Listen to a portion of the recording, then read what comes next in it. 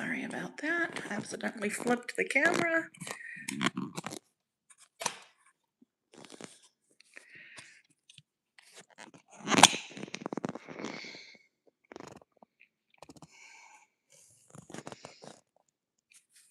It's trying to give me fits.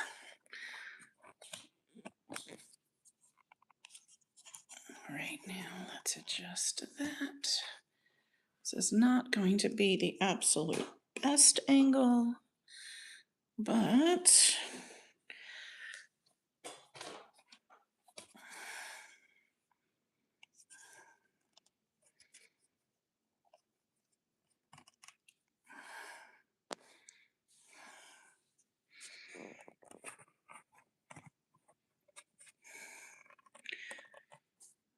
that should work. Hey, sister, could you pop on YouTube and tell me if you can hear everything okay?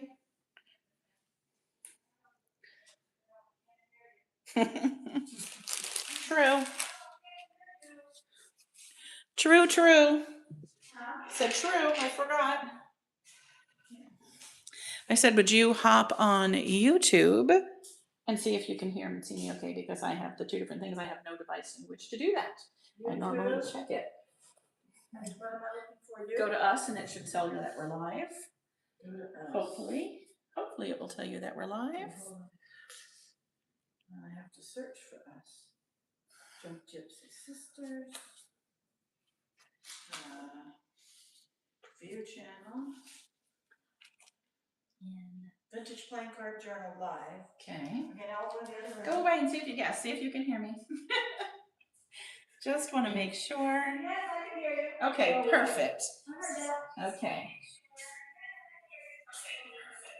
Okay. All right, so we are going to get started over on Whatnot, but I know that not everybody that purchased the journal is going to be able to join live, so we are recording it also on our YouTube so they can go back and watch. So after we get it going there, we will get started. We are creating this vintage playing card junk journal made out of a jumbo card and lots of other vintage cards. Just kind of a card themed fun journal. And there was a kit that you could purchase. We're not doing like a step-by-step. It's kind of a do it how you like, where we're going to go over tips and tricks and assembly and kind of show you how we put ours together while we put another one together here. And we have Love All Things here with us, Angie. She is creating live with us today. So let me go head over to Whatnot and get that one started. We are a few minutes early, but that's okay. It'll take me just a minute to get all of that going.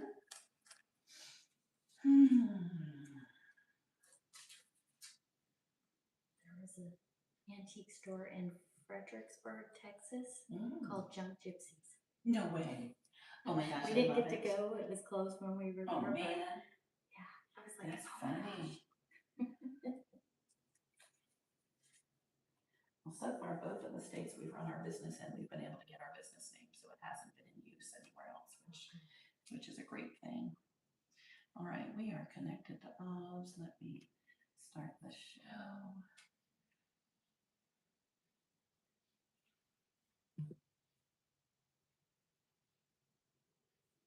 And my sister is watching Vanessa. Oh, very cool. What happened? Show has ended. Failed to connect to the server. Hang on, we're gonna have to restart her. What is the deal? Let's go back. We did not end the show. Failed to start streaming. Why? Let's try connecting again.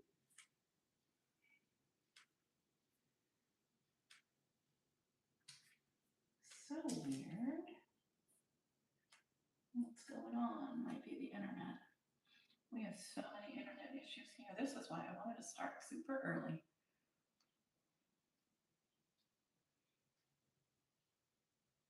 No, I've been looking into Starlink. Yeah, that's what we're gonna get when we get to Kentucky. We would have gotten it here, except we thought we'd be gone. We we used to get good service just with Verizon out at our house, but now with anything, it's not Yeah. great. Okay, let's try this again. Last time, as soon as we started, it disconnected. Hey, Jen. Hello, hello. Ooh, glad it went this time. Last time it immediately disconnected us. Hey, SMB. All right, let me adjust the video settings real quick, and we'll be right back.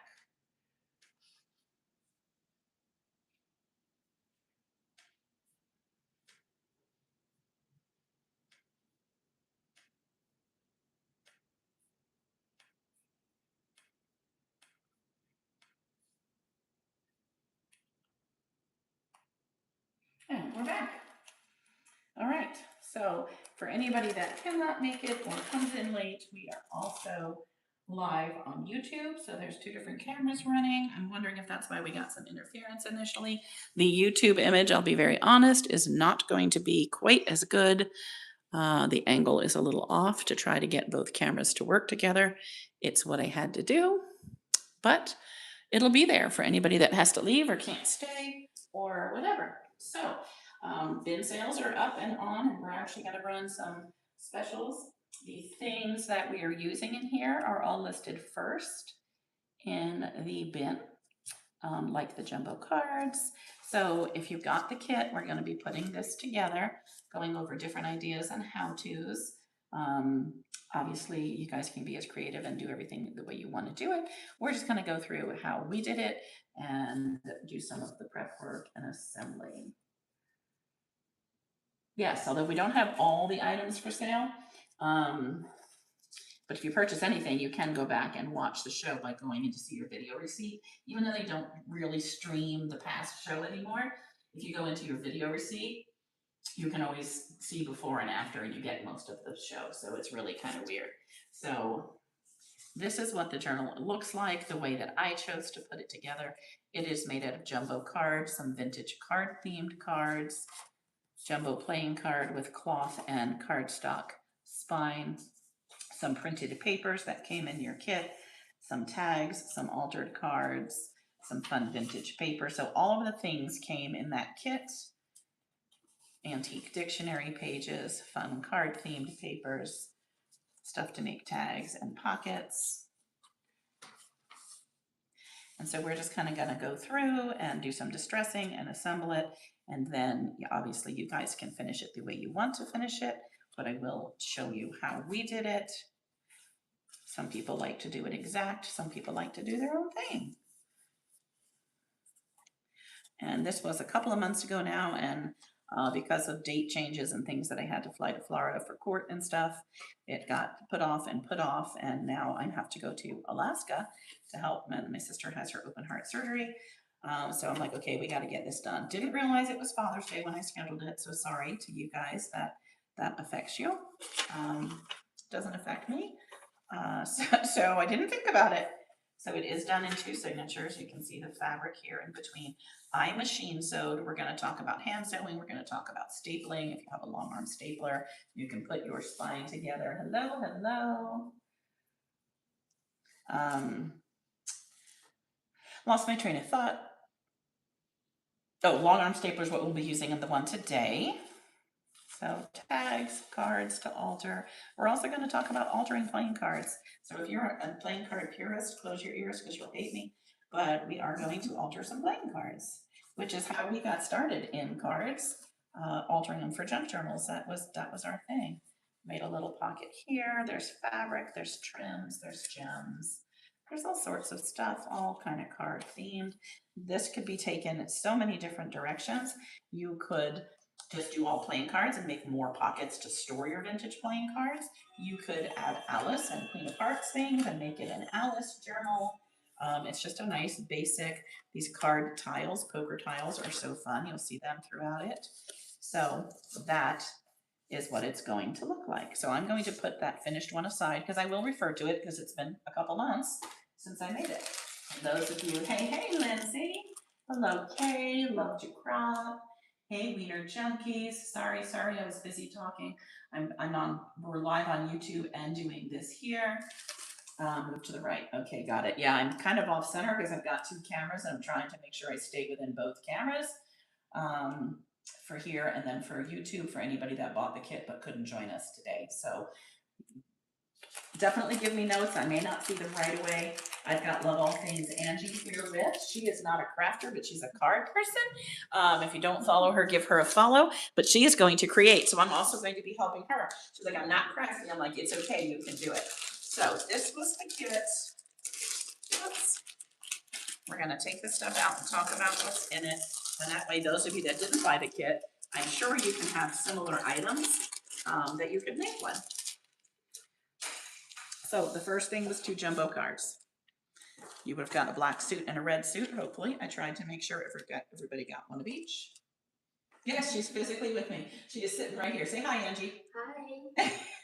She's sitting right here using my tools because she's like, I'm not a crafter. I don't have this stuff. I'm like, we'll make a crafter out of you yet. So you've got your 2 jumbo cards. That's your front and back cover.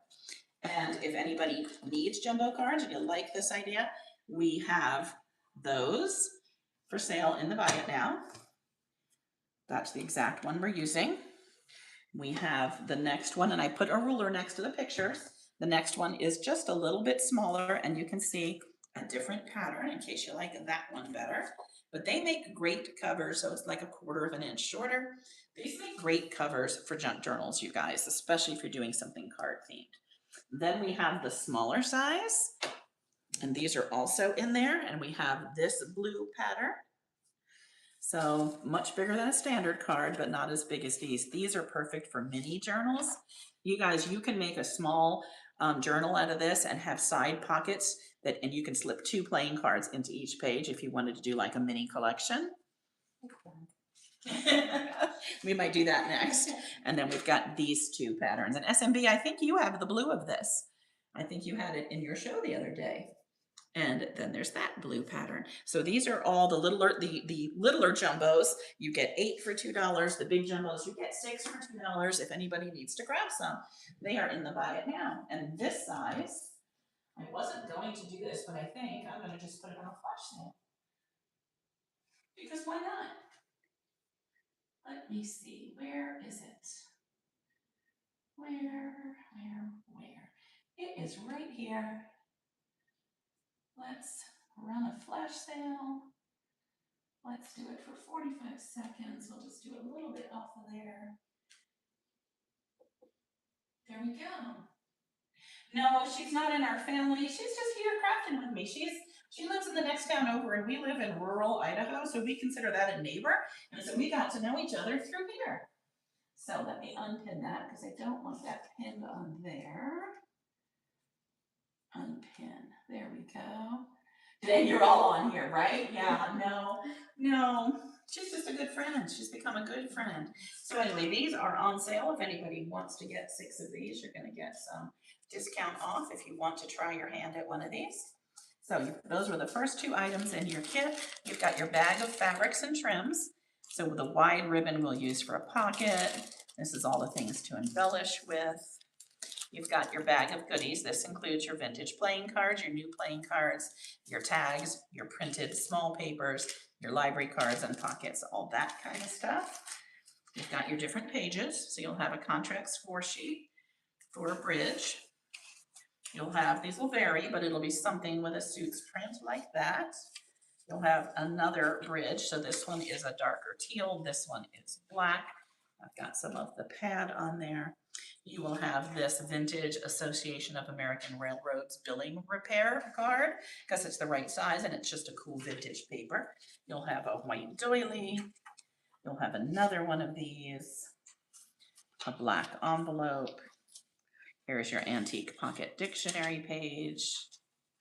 Oh, or vintage, not antique. I don't know why I'm saying antique. You'll have your vintage notebook paper. You will have your printed pack of papers. Okay. Oops, I don't know why that has 2 of that one.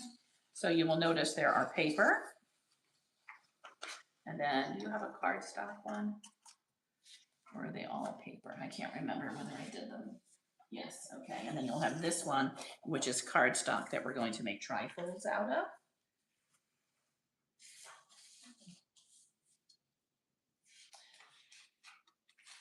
Betty, do you see that message? Try going out and coming back in. If you don't have video, because everybody else is hearing okay. So completely close out of Whatnot and then reopen it and come back.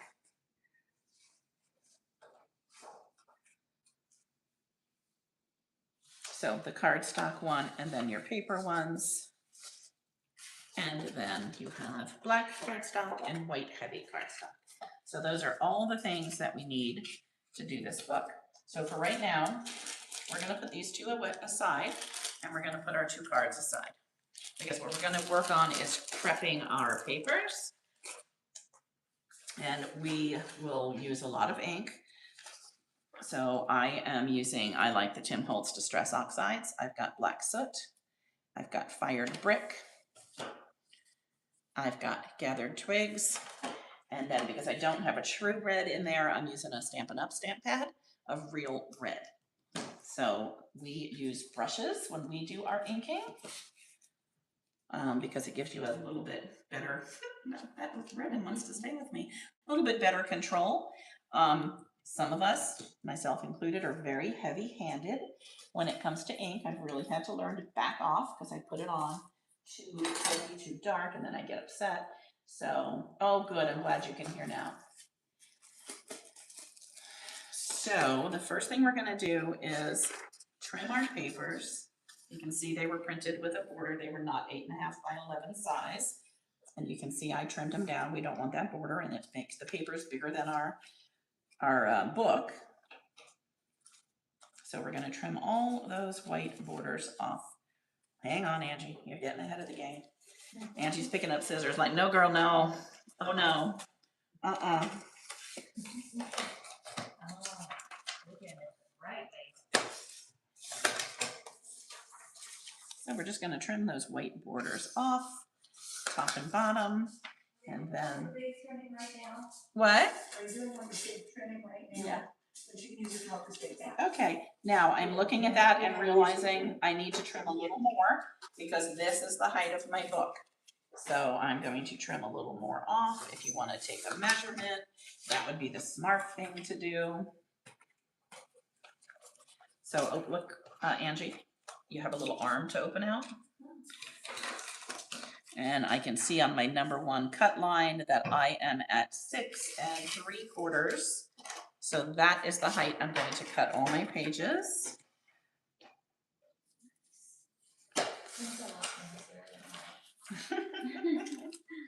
So 6 3/4 is my magic number.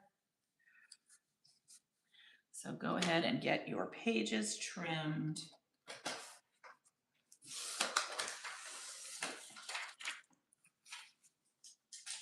And again, this will stay up on YouTube for anybody that needs to leave.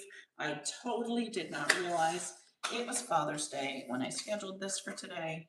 So I apologize, but it will be on YouTube and it is not a private stream, unlike our paid classes that are a private stream. So anybody can go on and watch this.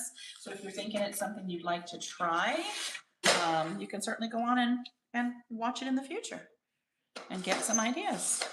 Because let's face it, most of us just use this for an idea and then we kind of jump off and do our own thing anyway.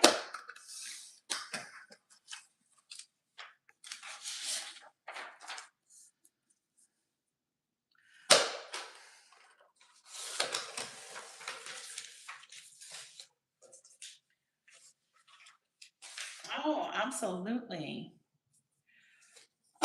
Yeah, so if you don't follow us on YouTube, same name, we're that same name on all social media. That is our legal business name. So give us a follow on there. You can save this video so you can get back to it easy. We don't post a lot of videos on there, so it's not like it's going to get buried under a multitude. And it's called Vintage Playing Card Journal, so it'll be easy to find. Now, don't cut your cardstock one, guys. He is going to be something completely different.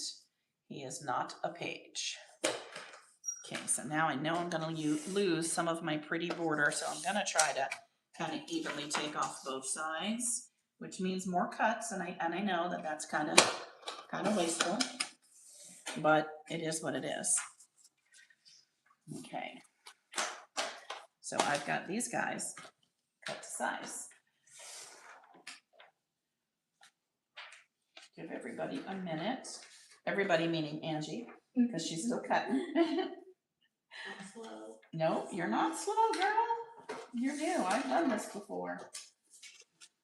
It is all good.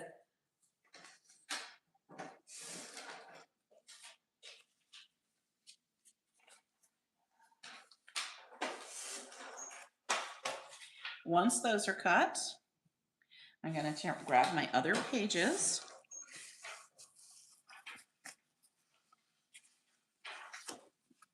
So him, we know he's short enough. You can see he's not even as tall as the book. He's good. Get those others out from under. I'm going to check my railroad one, and I'm going to cut from the top if I have to cut. So let's see, I'm going to have to cut just a hair off the top of him, like a 1/4 inch. So I'm going to cut from the top because there's lots of dead space up there to get him to be the height of my book. And the last thing I'm going to cut is my doily. Now, which way do you do your doily? Okay, find 2 of the opposite humps. And that's what you're going to use as your height marker. So if you want to fold it in half first to get a straight edge, that sometimes makes it a little bit easier. If you're good with just eyeballing it and maybe having to go back and trim later, that's fine too. There's no right or wrong. You just do what you want to do. So I am going to fold him in half. I'm matching the humps up. Then I have a straight edge to put here, and I know that I can come to 6 3/4. So once I line him up, I'm just going to cut off a little on the bottom.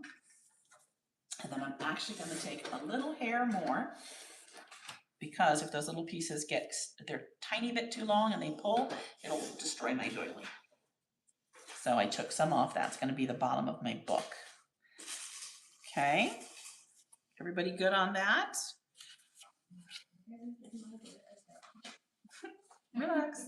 Chillax. It's all good. He's with your pages. Up there, he should be with those. It's like, Yep, he's right in there. And your railroad one too. Any questions so far? Any input? Anybody got better ideas of how to do stuff? And again, you can go back and watch this. This was a digital kit that I found on, I believe, Etsy, and purchased, and you can use it for, small sale. So if somebody wanted to find it, or other card papers to do a similar thing, you could. This was a pack of card themed papers pre-printed from Temu, which I took a chance and bought them, and I'm so glad I did. There was lots of Queen of Hearts things in it, and then a lot of the card ones to use. So we find things any and everywhere that we can. Okay, everybody good on that?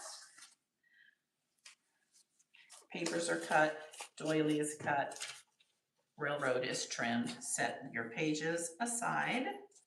Okay, and then I want you to take your cardstock guy. So I'm going to show you how we're going to use these. Of course, you can do what you want. This one I did a tri-fold this way, and I distressed the back. You can put journaling tags or whatever. I just wanted them to be distressed.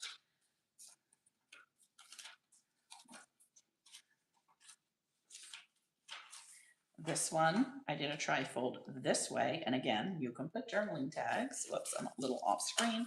Sorry. And this one, I also did that way. So either way can be done.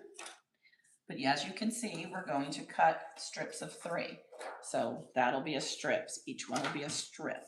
So I'm going to cut the edge off, and I'm going to try to line it up to the top of the card, not the top of the color. The card is a little shorter.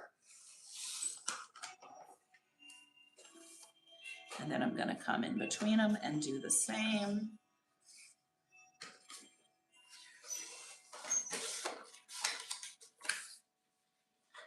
And in between these rows.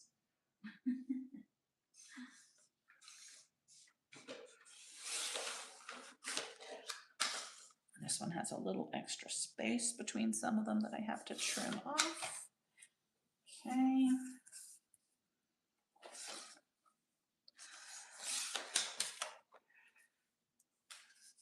Then I'm going to trim on the outside edges here.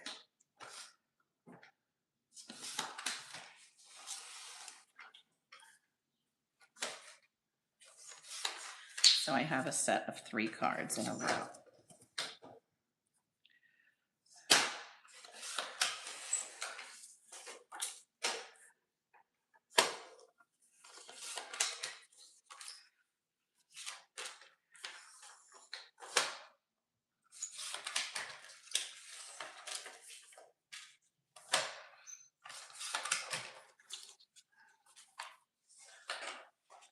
So there are those.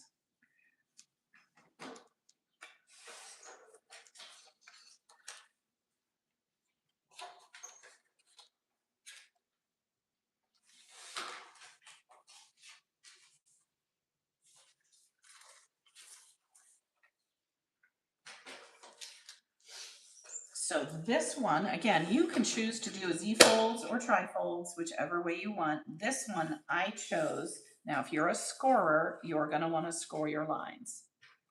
I am not a scorer, but I will say you definitely get a better crease without paper crackling if you score. I can't be bothered. I am a do it fast and get her done kind of girl. So I know where I want it. I'm going to crease it with my fingernail or a bone folder. If you don't have either, the handle of your brush or any of your tools works really well. Now, just to show you again, this is this one, but you do you. You guys do whatever you want to do with yours.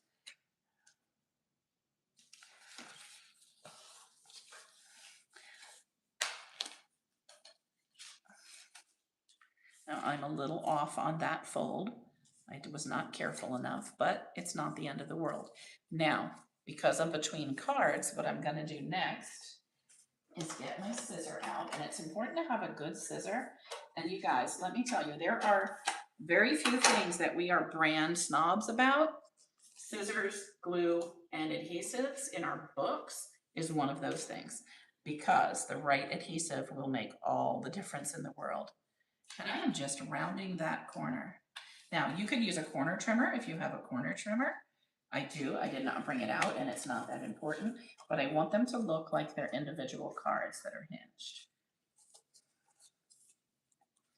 So I'm just rounding those corners, not cutting deep enough that it's going to weaken my hinge, but just rounding those a little. So when I unfold them, I've got my little divots here. Then I'm going to do my outside edges. And I am going to go grab my corner rounder just to show you in case you don't know what one is. Give me a quick second.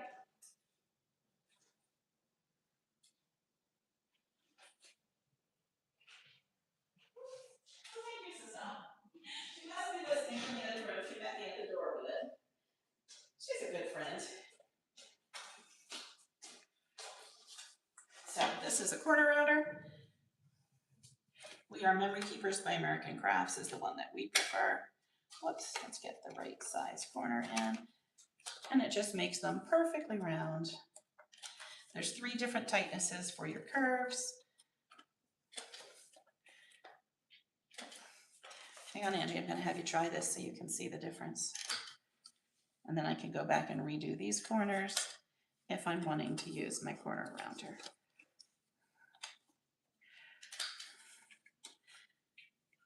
The only thing is, make sure your corner goes all the way in and is seated before you clip. So there we go. Now I have all uniform corners. Now we're going to distress these guys when we're done here. So I want to get them all ready to go. Okay. This one I did the same way. It's definitely easier for me to do them the opposite way first to make sure I get my crease in the right spot. The one time I didn't, as you guys saw, I was off.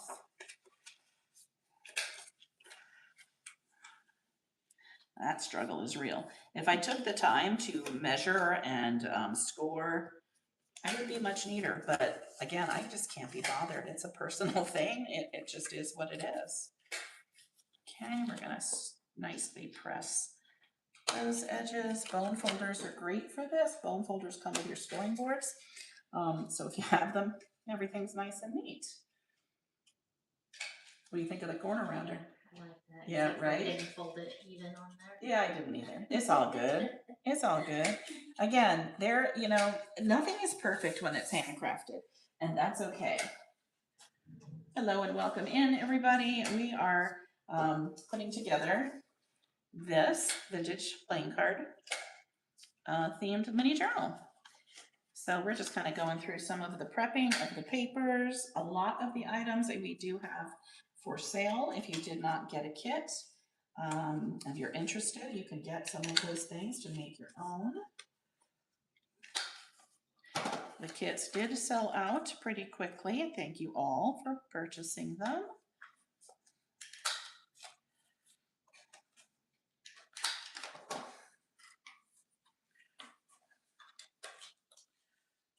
Come on, get in there.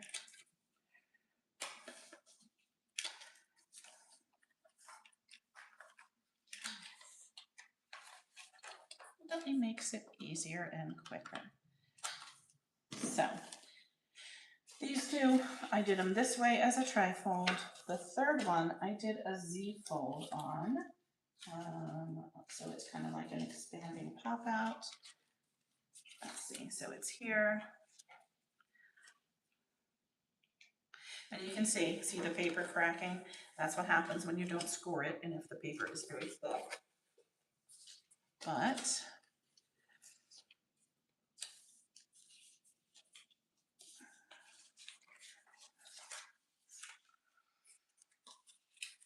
I'm going to fold him the opposite way first to make sure we're on, whoops, we're on the line, because I am so bad about that. A little measuring goes a long way. Some of us can't be bothered. Hey, I'm honest. At least I'm honest. I know what I should do.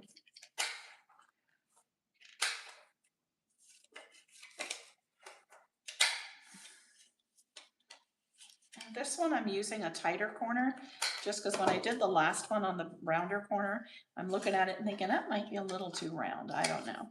So I'm trying it with a little bit tighter curve, and I think I actually like that better.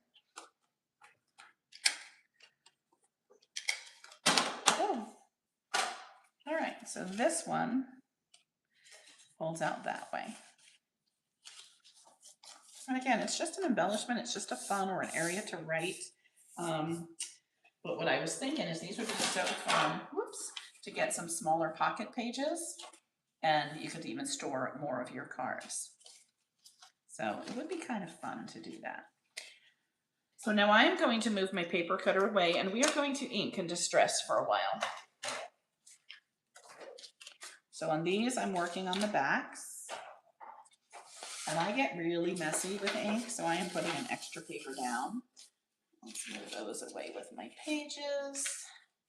Get them all out of my way. I'm gonna sweep when we're done, Angie, so don't worry, I'm throwing everything on the floor. She's like being over there being so neat.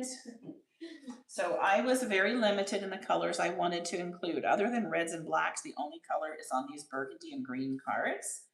And you can see the papers have a lot of antiquing, distressing, and the papers do have a few other tones. So I tried to really minimize my palette, and mostly I just aged or distressed with black and brown and a little bit of red here and there. And it's so much easier to do your pages before you sew them in. So that is what we are going to do. We're just going to kind of go through. We'll go through and ink more later when we do our tags, because they're all going to get distressed too. Because with this paper, these neat vintage looking prints, it didn't make sense to have things pristine and white. So you can see just a lot of making it a little more dingy to match the feel. And when I did the doily here, I inked right through the doily, so you get some of the print. Oops, I'm off the camera. Let me know when I'm off screen like that. So I'm inked so you get a little bit of the print on the paper. Let me hold it up. Maybe you can see that a little better, because I always just think that's kind of fun when you're using doilies to do something with the lace pattern. And this one I ended up gluing down so I could tuck more cards in it if I wanted to. So we're going to start with inking on these. I'm going to do a lot of black. And if you want a true distress, I forgot my water spritzer. Let me grab that. See, I never have all my tools. Ever, ever.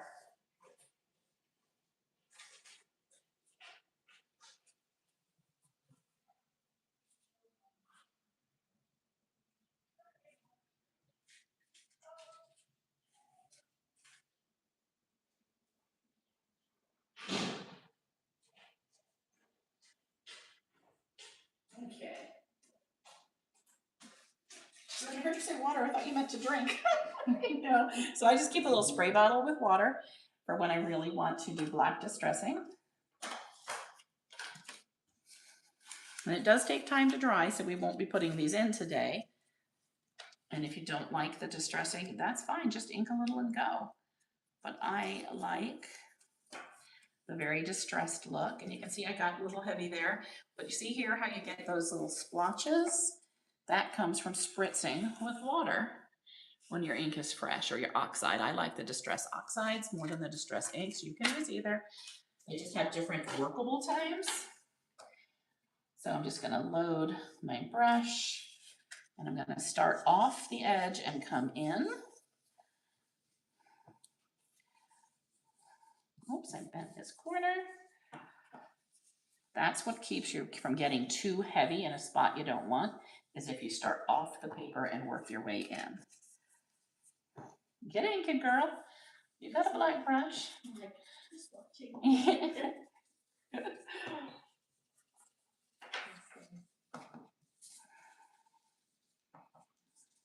Now, I know that I want some splotchiness. So the center one is going to be glued down, so I don't need to worry about him. So I am going to get a little bit heavy on this guy. And then Just watching. I'm gonna wet him. And see how it starts to bead up a little bit. And we're gonna set him aside to dry, and then I'm gonna do the other end. And I'm not doing the whole card that way, I'm just doing some sections. Oops, I got a little heavy on the water there. And I'm gonna set that one aside to dry.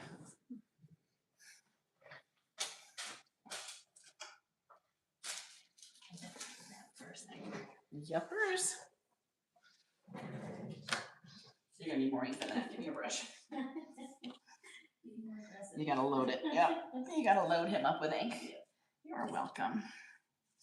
All right. Now I'm gonna grab a new drip sheet because that one's kind of yucky. Hey, hey, welcome in, guys. Welcome in. We are also live on YouTube, and I will keep the video posted for those of you that haven't been here or can't be here for the whole tutorial. I completely did not realize it was Father's Day when I picked this date, but after having to postpone doing this 2 times because of my court stuff and having to go to Florida, I was like, I'm not postponing it again. Got to get back on track. And I am leaving next weekend to go to Alaska for a few weeks. Our oldest sister is having open heart surgery and she lives kind of a little more remotely in Alaska, and so she has to fly down to Anchorage for it. She'll be in the hospital in ICU for a few days, then on step down. Then she has to stay in Anchorage a few days before she can fly back home. So I am going to go and play personal nurse. And then another sister will come and relieve me because she won't be cleared to drive for about 6 weeks or do anything. So again, we're just spritzing that one. I just a little heavier on the ink on him, letting him bubble up a little and setting him off to dry. They're gonna curl and stuff a little bit while they're wet. It's easy to flatten them back out when you're done. Don't stress about that. Well, you can take him closer, I'm sorry. No, you're good. I'm gonna fold that over, and then my last one, I'm going to use some other color along with the black because I want him a little more colorful, just because I do.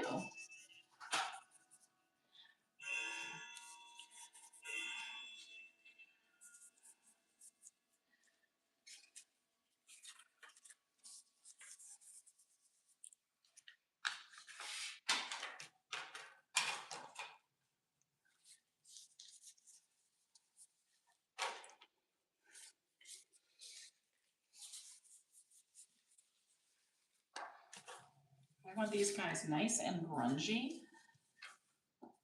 It took me a long time to embrace that and the ability to make them look old and dirty.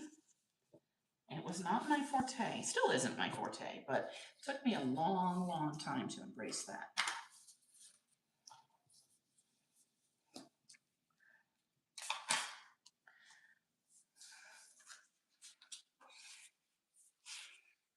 want some more red on this guy. I'm heavy on the red.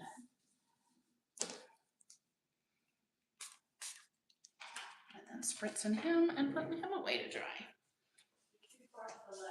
I'm too far to the left, okay. Okay, thank you. Too far to the left. And I turn this on so I can watch it this way, but I'm watching over there, so I'm not even. Okay. Sorry to you guys on YouTube, watching replays, that I was too far to the left. Let me move my supplies out of that space so I remember to move that way. Okay. So now I'm gonna do the same thing with my pages. What? Thanks to Lindsay Peanut, she told us. Oh, okay. I've got a little bit of color. It's mostly faded already. All right, well, thank you for letting us know that, Lindsay. Sorry for anybody that missed that. I'm gonna try to work more over here. Hopefully that's good for both formats. So I'm just gonna go in and start distressing these lightly. These guys are not gonna be distressed as heavy. These are just the flip sides of my pages that we're gonna be working on. So again, I'm gonna be starting off the page and working on, and my goal on this is to just cut down the stark whiteness. Since the rest of the book is aged and vintage, I just don't want it to look, so now it's just kind of grungy and dirty looking. I just don't want it to look crisp and white. Whoops, I just folded my page a little. That's all right, we got a little wrinkle in there. And I'm just gonna do each page. I'm gonna do some with black, some with browns. I might use a little bit of red in there.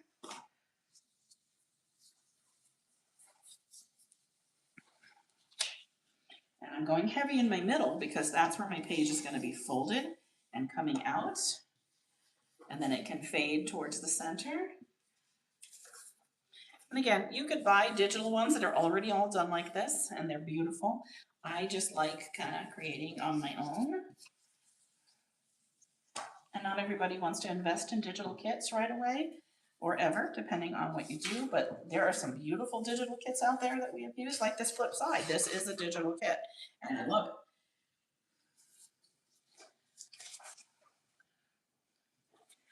I think we're gonna go with some brown on this one.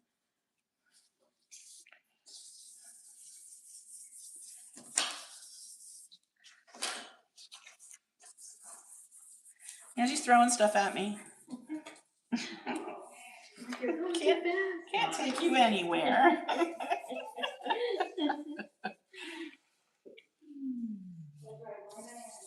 That's right. You know it. I can channel my creative side that I don't have. And now I'm coming in with some black over this My brown. sister is the creative one. Oh, really? She's very talented. Does she junk journal? No, No, not yet.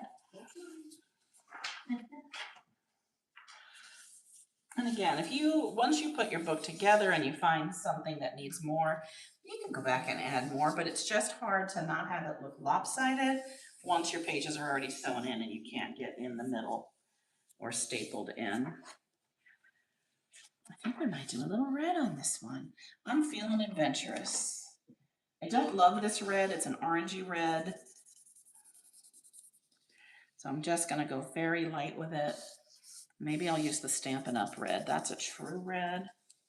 I just really like my Tim Holtz.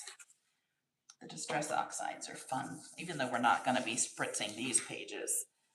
So we don't have to use like a Distress Oxide, because we're not gonna distress these, we're just gonna ink them.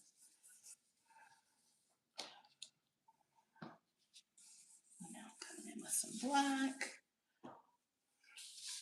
Hello, hello, welcome in. Those of you that are just joining us, we are working on assembling a vintage playing card journal from a kit that we sold a couple months ago.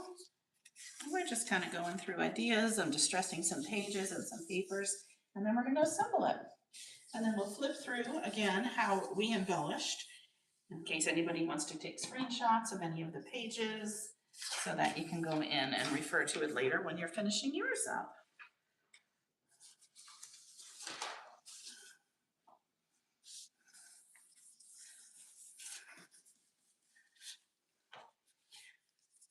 We're going to come on and do another Create With Me where we take apart a golden book and show you how we turn them into junk journals. Because we love to leave the entire golden book story intact in order when we create our junk journals. I know a lot of people don't leave the whole story in, and I'm always disappointed. My personal opinion, no problem with those that like it that way. The reason we use a golden book is because we love the stories from our childhood. We're old. We grew up with them. We love them. So I want the story when I am doing a junk journal out of a golden book. They're not very many pages, so it's easy to include them and keep them in. So we're going to go through the whole take apart process and put back together process. Hopefully, let me just check the YouTube camera. Hopefully I'm enough on there. The lighting is not as good on that one either. That's weird. Must just be because of the angle of the camera.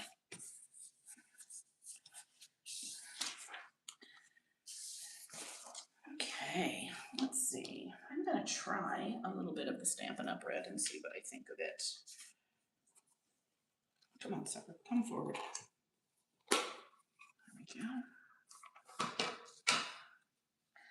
It's definitely a different type of red. It's almost too cherry. Oh, look what I did. Well, we're gonna have to cover that. I got the edge on my finger and I set it down on the paper. So, as we teach in our classes, there are no mistakes, just opportunities for creativity. That's quite an opportunity for creativity. I'm gonna have to make sure I'm covering that up with something. Lumberjack Plaid Oxide is a true red. Thank you. Yes, I have seen it.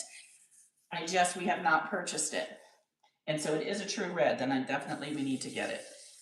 Because the Stampin' Up! Is a cherry and the brick, of course, is an orangey red. It's brick, it's fired brick, it's what it's supposed to be. It's just all we have.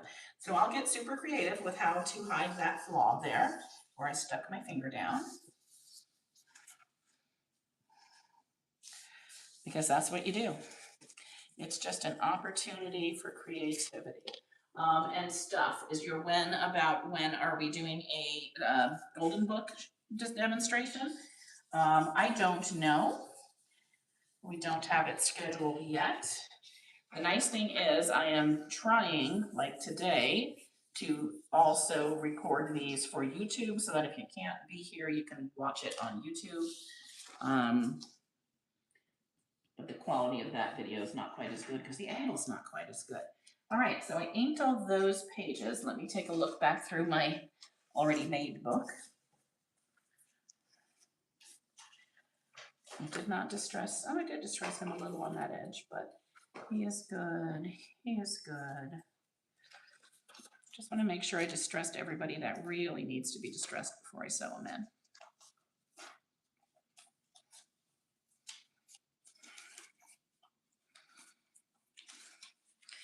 I think the rest of those need to be done once they're in.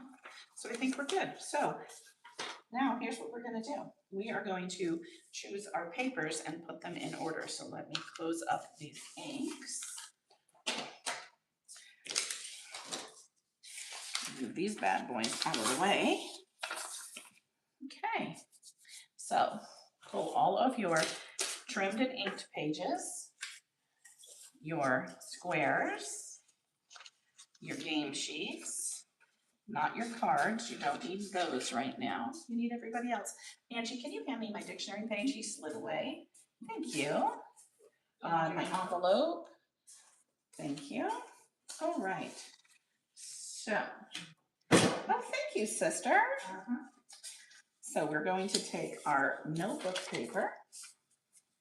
It's a small, he's got a beautiful patina on his edges. You can see how yellowed he is, so we did not need to ink him. He was naturally discolored. Okay, we're gonna fold him in half that way with our holes at the top. And then inside that is going to go our vintage pocket dictionary page.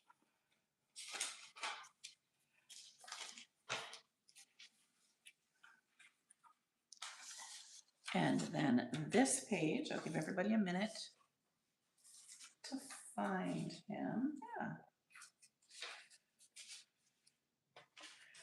Now, this guy, we are actually going to run him this way. So now we've trimmed his white off. Now we're going to trim him to whatever our height is. I forgot to tell you guys that earlier. So it was mine was 6 3/4. Let me get this white edge off the top. Whoops. And then he is going to be 6 3/4.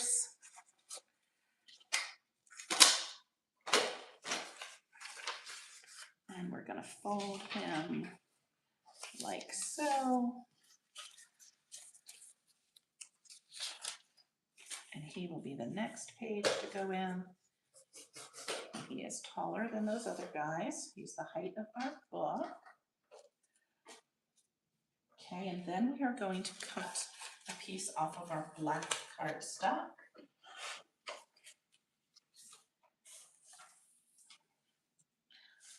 Where is my ruler? There it is. And we are going to cut. Again, guys, it's been a while since I put this together, so I've forgotten a few things. We are going to cut 8 1/2 inches.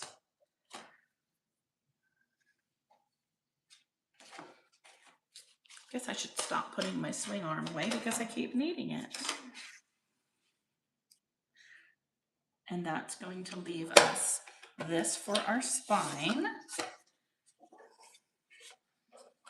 And then we're going to cut him to the height of our book, our 6 3/4.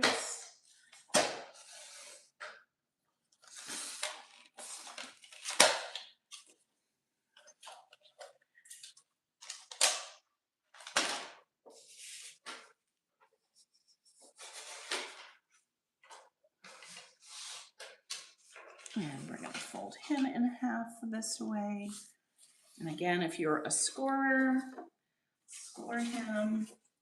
He goes in next. So, and this may sound redundant, but you've got this page. Make sure your dictionary is straight up and down and your card is up and down. I have been known to sew pieces in upside down, y'all. So just check that you have them so that you're reading correctly, because I bet you we've all done it or something similar. It happens very easily. And then you've got a page in upside down and you can't fix it once it's stapled, or well, stapled you could. Sewn together, you're not fixing that. It's just gonna stay what it is. You know, it's a thing, right? It just is what it is. All right, and then we are going to take, let's see, from our little papers. I have got these two.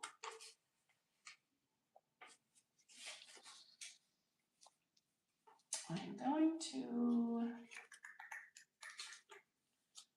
choose the one that's more just plain suits. You'll have one that's a little fancier, one that's more just plain suits. So choose the more plain suited one.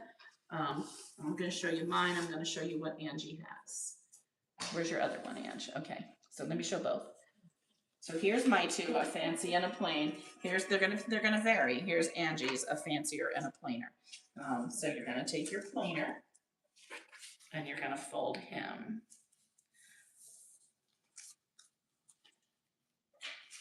Okay, so I lied. We're going to need to distress him a little. I thought we were done with the distressing. I'm a big fat liar. So I still have a little ink on my brushes. I'm not doing much here. I just don't want him to be bright white.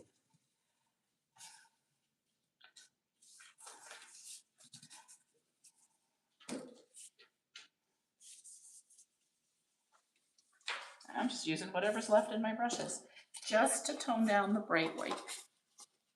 Okay. And then our witch paper.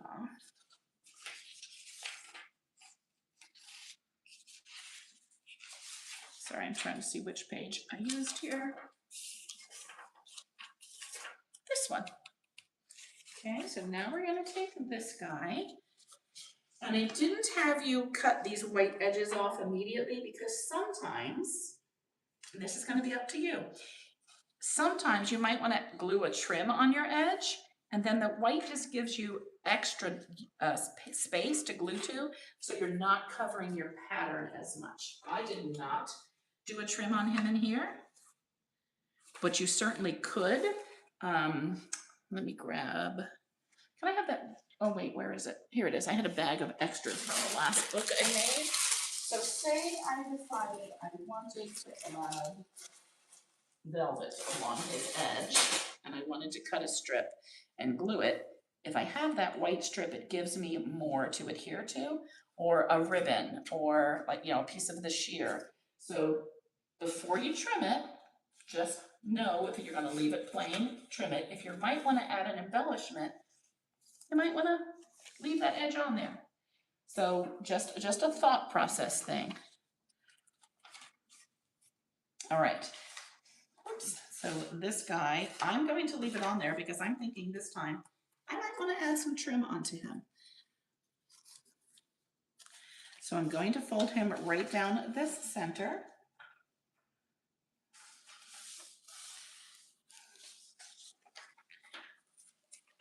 And then he's wider than my cards are. So I'm going to fold him back over on himself. Let me get back in camera, sorry. So I have folded him in half. And then I'm gonna fold back about 1.5 inches. I don't measure, you guys. If you want it exact, great. I just fold one side and then flip and make them match and fold the other side. Because now when he is sewn in, if I wanted to glue him down and turn him into a pocket, or tuck a card under him and put a paper clip, I have a little piece holding him there. If that makes sense to everybody. Okay, so I've got my bundle we've been adding to. Now I'm going to add him in the middle. So I should have my notebook paper, my printed king or ace up and down, my black paper, my small, my folded back edge, and then in the middle we can have a small score sheet, and he is, where are my little packets? Are they? Oh, they're over there. Angie, would you hand me those? The other one? Is it under there? Did I lay stuff on it? I sure did. Okay, I believe he is probably in here. Let me see before you go opening and taking stuff out. If that's where I stuck him, or if I just had him out in the other stack and I mislaid him. Because that's entirely possible too. Yep, he is in here. We are looking for this little guy. So he is in your packet of cards and things. And we're just going to fold him in half. And he's just going to be a little tiny page tucked right in the middle.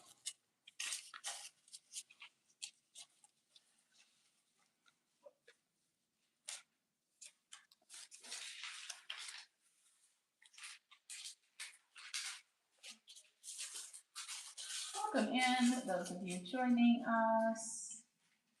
We are just doing some crafting time on a vintage playing card journal that we had sold the kits for, and we're putting it together and distressing stuff and just having some fun. No, he's tiny.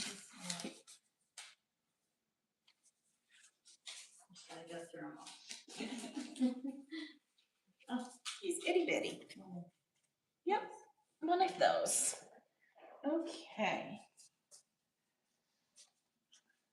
Is everybody with me on that stuff. Did everybody find their little extra page?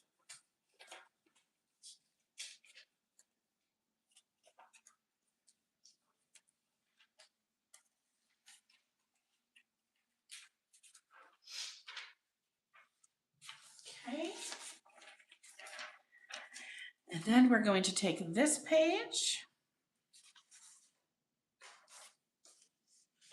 and let's trim his white edges off. Again, if you want to add trim, that gives you some good extra to add to, but he is the outside of this signature, so I will not be adding trim on him.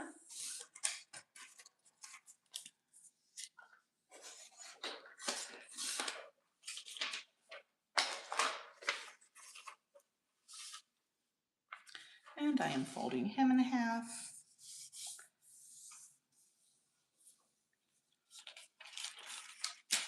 And then I'm going to tuck this whole bundle into the middle of him. I'm not going to fold his edges down until I'm done adhering him, because sometimes things shift and we get a little crooked, and I don't want him to be shorter than anybody else. So this should have this guy, your white notebook paper or creamy notebook paper, your mini dictionary page, your beautiful face cards, your black cardstock, your, yep, this guy, printed paper, wow, okay, your fun suits, and then your mini. If you have everybody in place, this would be the time to now adhere these. So lots of options here. I am just, can you hand me the stapler? I'm going to use a long arm stapler. Last time I sewed mine, but, and I might still sew it to the spine, but to hold everybody together for now, I'm going to use my long arm stapler. And I'm not great with these. I always end up getting them crooked. So if you have big paper clips, that would certainly help to hold everybody together. And again, if you're gonna do it right, that's the way you do things. But if you're like me and just speed through stuff, you know, it is what it is.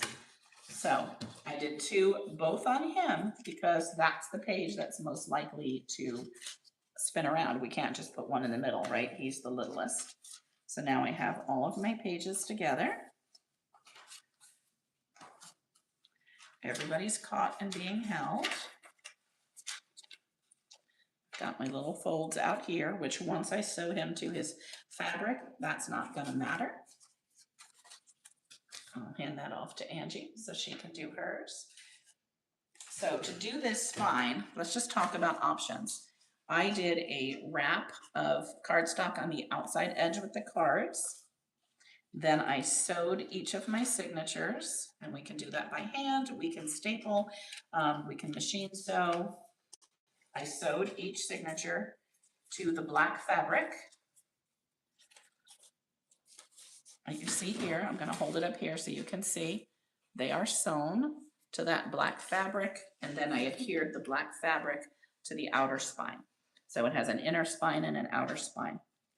There's a million ways to do a spine. There is no right way. There is no wrong way. Okay. Sister's favorite is to do traveler notebook style with elastic and punched holes in a hard cover. I like sewn in and that way both. I don't know that I prefer one over the other. It depends on what your reasoning is and what you're going to do with it. But these are sewn in to that fabric, and then the fabric is adhered to your spine that we've made out of 2 playing cards and the black heavy duty cardstock. So again, it is completely up to you. So now that you've got him attached, now I can come in and fold him over, and I'm going to use my black cardstock as my guide. I'm going to actually fold him over my black cardstock. And then I'm going to untuck it from there so that that's the amount of fold, just so I know that my whole book is covered by that outer page, my whole signature. So this is a 2 signature book, meaning it's made in 2 folded sections. That is our first signature.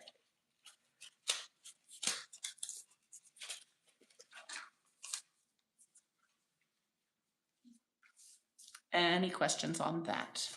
First signature, we've got that. Here's our page order, and I have simply used a long arm stapler to hold these.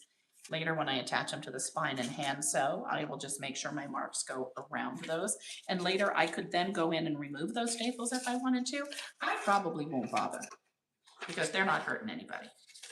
Okay, so we're gonna set that aside, and then we're gonna start on our next signature. The next signature,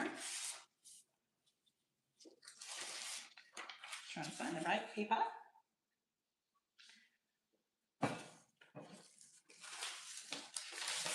Very hard to keep the pages straight.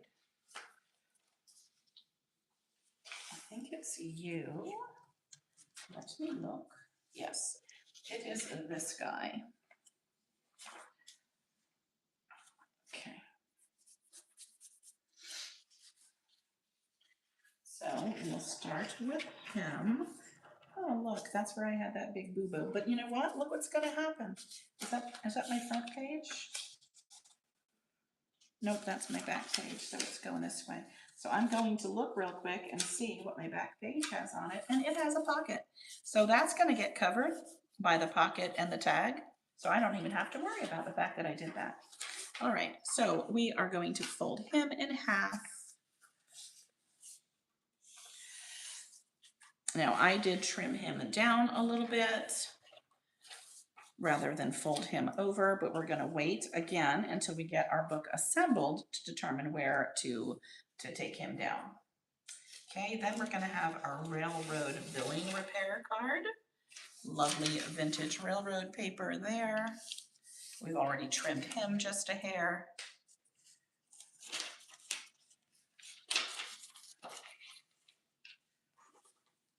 Whoops, I skipped somebody. I'm a liar. The teal bridge sheet goes first and then him. All right, here's our teal bridge sheet. So picture to you, fold the picture together or the words together. All right, he goes in and then our railroad. Sorry about that, guys. Got ahead of myself.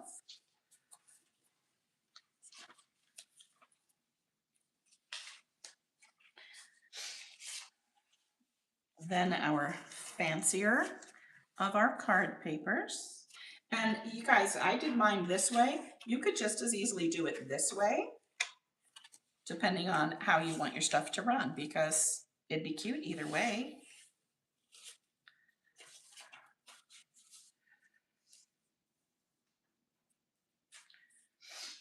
All right, then our black envelope.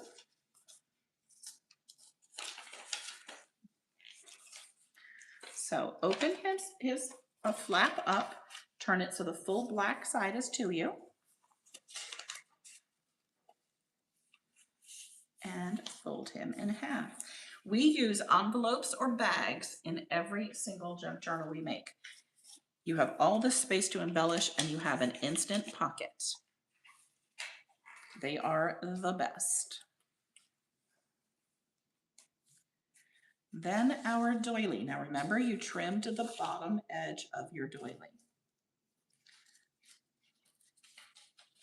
Fold your doily so that if you look at your doily, there's the raised imprint side and there's the back. And you can tell that the imprint's been pushed the other way. So this is your good side. Fold it so your bad sides are together and your good side is out. And lay that down inside of your bag.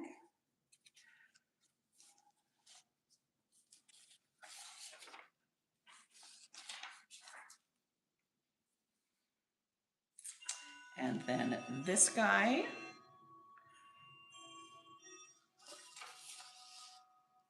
And I'm going to trim probably right up to the faces and the bottom of these suits. And I may have to trim more later, we will see. So that he's not too wide. It might still be a little too wide. I might end up taking more of these aces off, just to be safe. Now you can also turn him the other way and have him a narrower page if you want your faces up and down.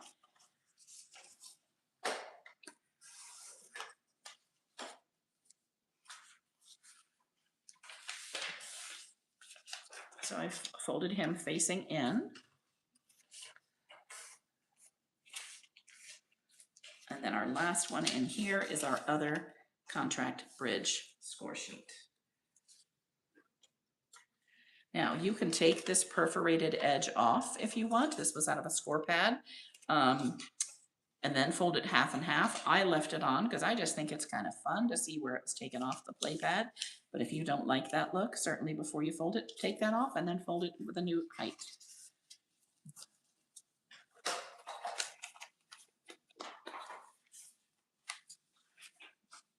So we'll go back through the pages. We have our cover, which we have not trimmed that edge yet because we're going to decide how thick we want it. We have our contract bridge teal sheet, our billing repair, our printed paper, but you're seeing the back side of it here, our black envelope, our doily, and our printed paper, and then our centerpiece is that bridge score sheet. Okay, I'm going to line those up, make sure I've got everybody where I want them. Now he slid to the bottom. I would rather have him centered, so I'm going to try to get him to stay up. Doesn't always happen. Sometimes they slip around when I try to do that, and it's okay. Wherever he ends up will be just fine. We can work with it either way. And then I'm just going to staple him. And I am, see, I'm off again. I'm so bad at trying to line up where the staple is going. So I'm off a little bit, but that's actually no, he's too far off. I'm gonna redo him because that's gonna make me crazy. It'll make it too hard to hold him in the right place when I'm sewing him. Since I know I'm gonna hand sew him in, I don't want to be fighting with that. So let me get that out of there. Wow, that piece does not want to come out.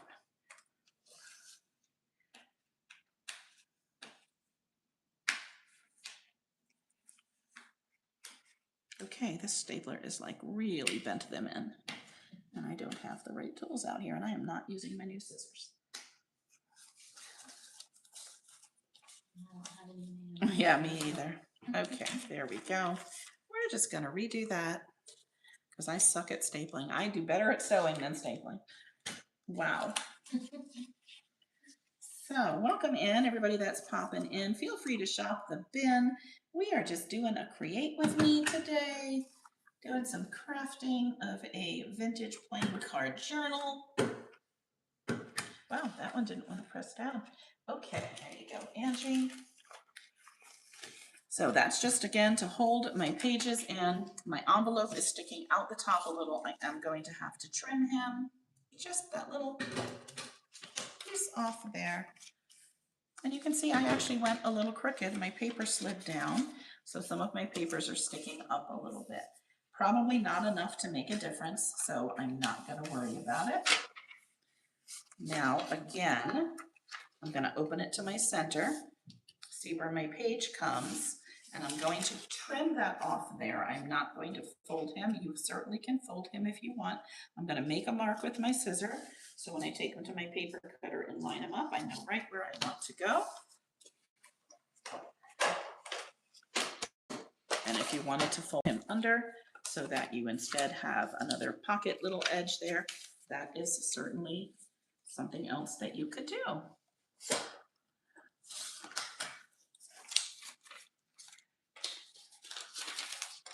Oops.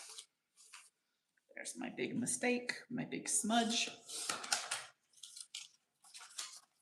Okay, and there is that one.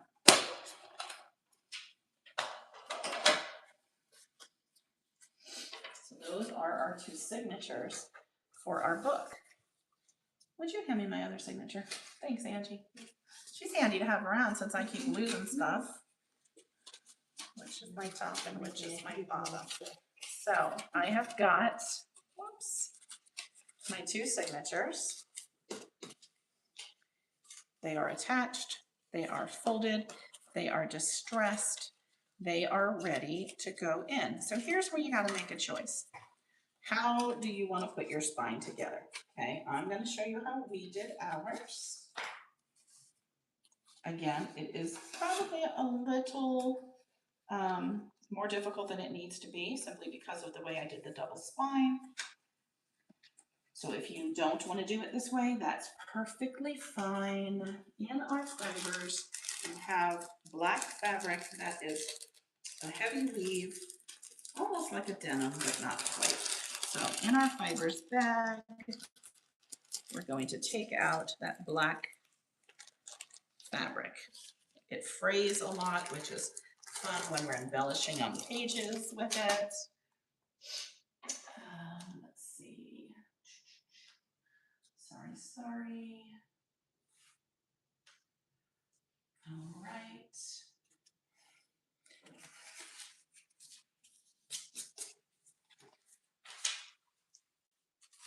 So I use my paper cutter for this. You can use whatever you want to use. You want to use your scissor, whatever you want to use. So the first thing I'm going to do is I'm going to cut a piece that's about 1.5 inches by the height of my book, because I don't want to cut all of it because I'm going to be using it elsewhere later. So I'm going to cut it to the height of my book first. Again, a million ways to do a spine, you guys.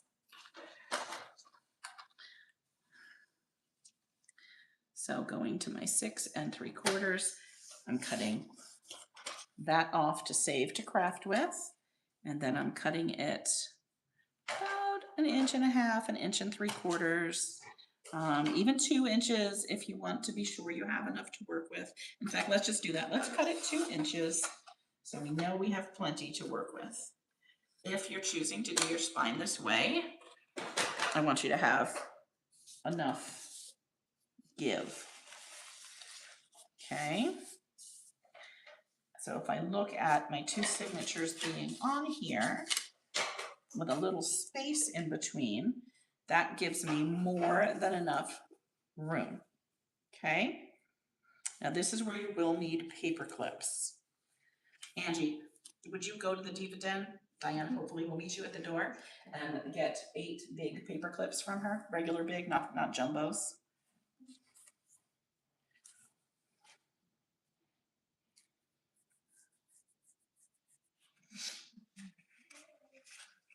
So just lining these up, and then I'm going to paper clip them in place before I sew them. I want a good, I don't know, what is that, 1/2 inch of space in the middle to work with? Because depending on how much you are going to stuff your journal, yeah, that's just about 1/2 inch. Deal.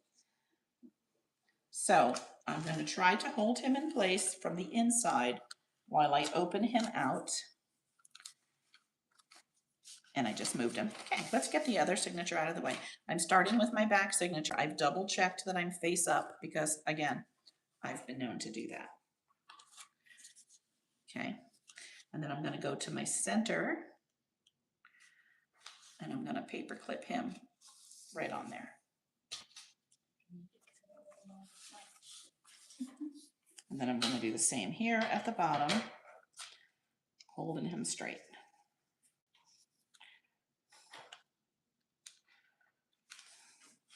And I'm paper clipping him to the center. So now when I pop him open, he is paper clipped to the fabric. Now I am going to slide these over a little bit more because I want to make sure they're staying straight. And I want to make sure that they are straight on here. And I think that looks pretty good. I'm happy with that. And then this is where I will sew. Now, if you want to use a machine, don't do it with your staples in. Take your staples out first. Okay, you can do a quick zip on a basting stitch right down that center. If you want to do it by hand, it is literally just a matter of making 3 holes or 5 holes, depending on what type of a pamphlet stitch you want. With thinner paper, we're only going to do 3, and that's what I'm going to do. Of course, I didn't bring half of my tools out here with me. I'm not working in the Diva Den, so I don't have my stuff with me. Let me go grab that.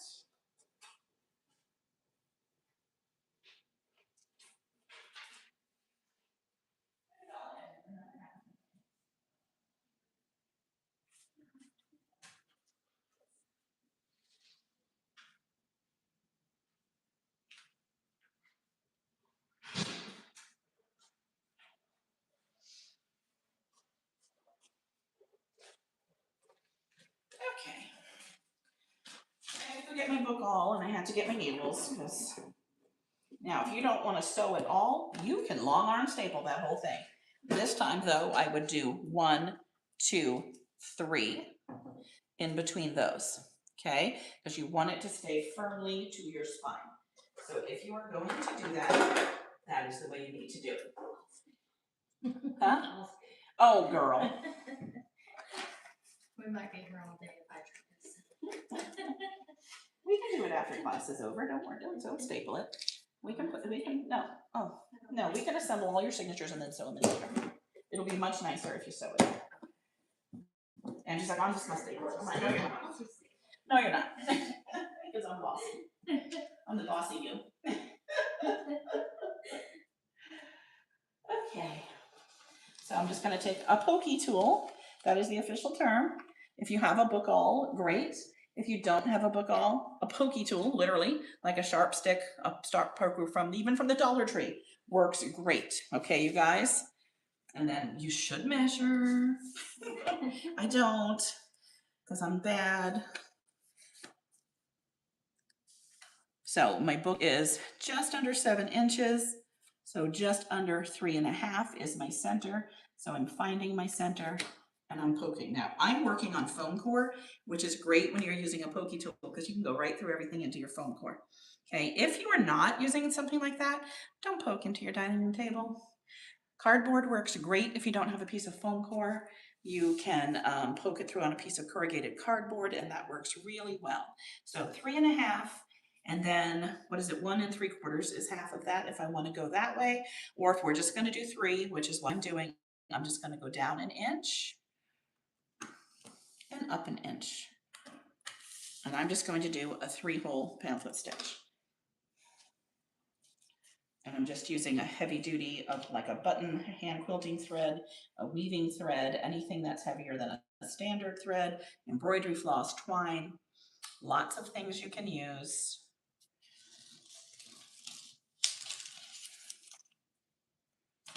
And I'm going to use mine doubled. Now remember, we're attaching that fabric spine to the heavy cardstock spine. So we are not going to see the backside. Lots of times that's not the case. Lots of times you're going to see the backside and you have to worry about how you're going to knot your thing. So this time it won't matter because we are going to, I have to go this way first because I gotta find my hole. All right, so I have found my hole and I'm coming up into my paper through my initial hole. I'm going back down in my middle.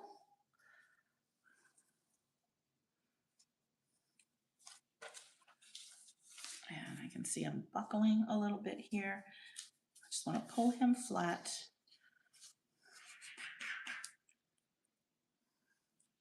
And again, whatever way you like to attach your spine is what you should do. Everybody has their favorites and what they're comfortable with. Okay, now I'm going to come back. And I got to open my hole again because on my fabric it's a little harder to keep it. There it is. And right back up through my hole. Then I'm going to go back down my center hole. Okay, you get to stay flat. There you go. And he is sewn together. That is all it takes. You don't have to have a million. Now I can go back in and remove those staples if I want. If you wanted to do a 5, you would still do the same thing, up and down and then back the opposite way till you end up where you started on the back side. And 5 is probably a little more secure, but with thinner papers, I'm always hesitant to do too many holes. It's probably like not even needed, but that's just the way I do it. Okay, we're going to tie him off.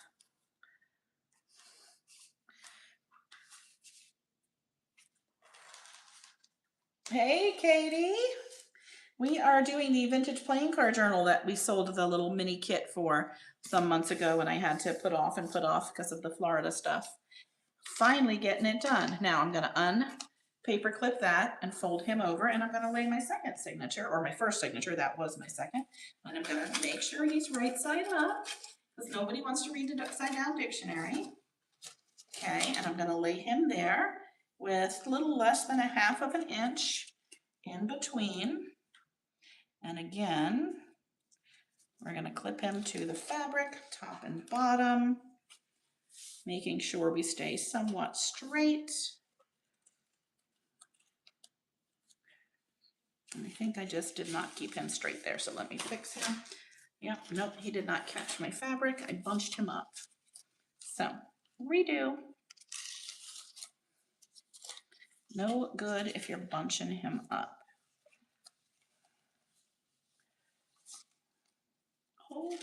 Hold steady. There we go. Don't know that I'm in the middle, but we'll get him on there. And then we'll see. I was in the middle. Yay. So I've got him now attached. And I'm going to open back up and make sure I'm looking pretty straight. I think that's good enough.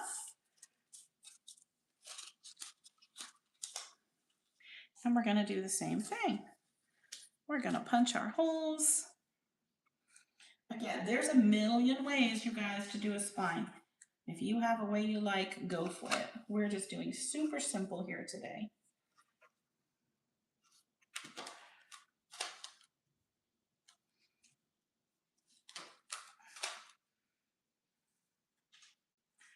Lost my fold. Okay, and then we're just going to do the exact same thing.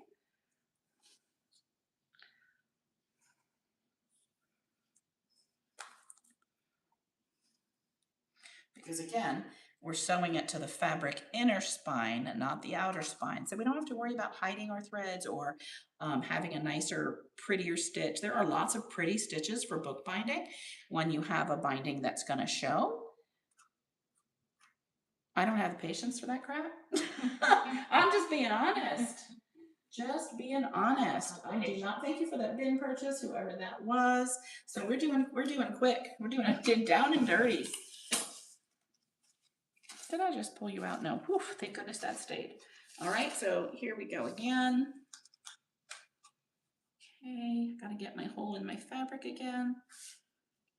And then we're gonna come up through said hole that we just punched with our book awl. And before I do my next stitch, I'm just checking. Let me pull him tight. Whoop. There it is. Get tight. Looks like I shifted a little, so I'm going to shift my bottom out a little. I thought he might have shifted. I kind of felt that. Okay, we're going to go back down through here.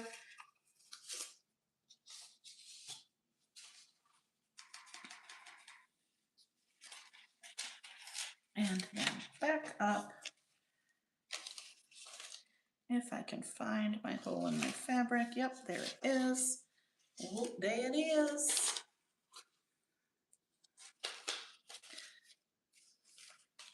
Let me get my clips off there so I can smooth everybody out.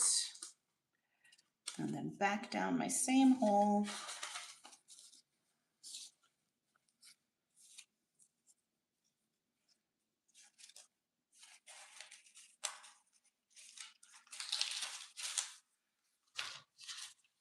And again, I put those staples in. I can take them out now if I want to, or I can leave them. It's not a pretty on the outside stitch, but we're not going to see it.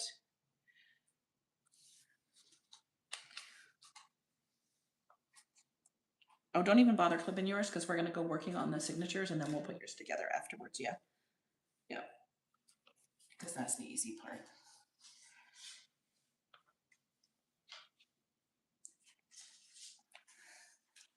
Sorry, my needle is like escaping my fingers. There we go. So now both signatures are sewn to my fabric. And I didn't get that knot quite tight enough, so let me see. Okay, there we go. Yeah, he was a little bit loose. Okay. So now, if you want to take your staples out, take them out. Then we're going to talk about how we now attach this to our spine. Okay. So we have our strip that we cut off of the black for our spine.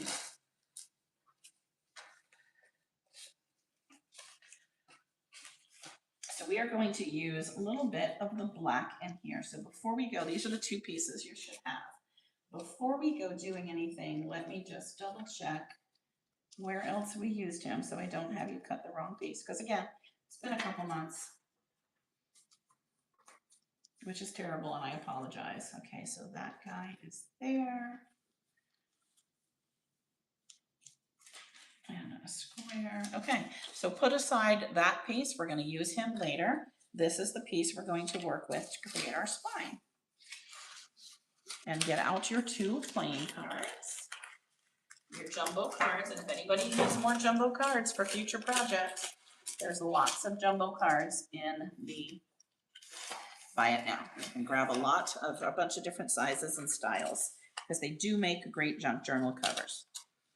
So this is what my book is going to look like with a black spine. Okay, so the way that I did it, hello sister. Hello, how are you feeling? Very sloppy. No.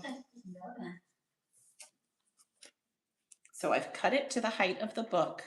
I've double rolled the edges so there's no raw edge, okay? So double check your book because if things have shifted and some of your pages are higher, you're gonna need your spine a little bit taller. And that happens, we all cut crooked. We all sew crooked, we even staple crooked. So you may wanna be going closer to 7. It just depends on what you've got. You can always trim it later if you've left it a little too long. Again, there's no wrong, there's no right. It just is what it is, y'all.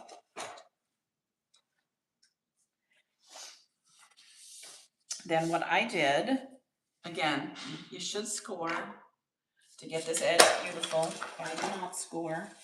I literally am turning under 1/4 inch. If it were scored, it would be perfectly neat, but I don't score. Such a loser. So that I have that nice rolled edge. See that?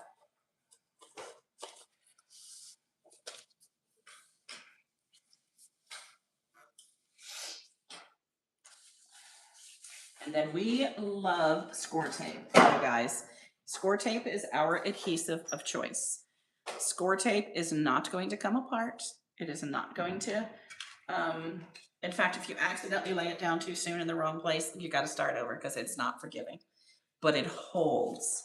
So I'm going to run 1/4 inch of score tape, and we have it all the way up to full sheets and 6 inch from 1/8 inch on. If you don't have all the sizes, it's fine, but I would tell you to invest in at least a couple that you can cut down because it is the best adhesive you will ever use. I've got a beautiful edge there now held with my score tape. So then I'm going to adhere it to my card.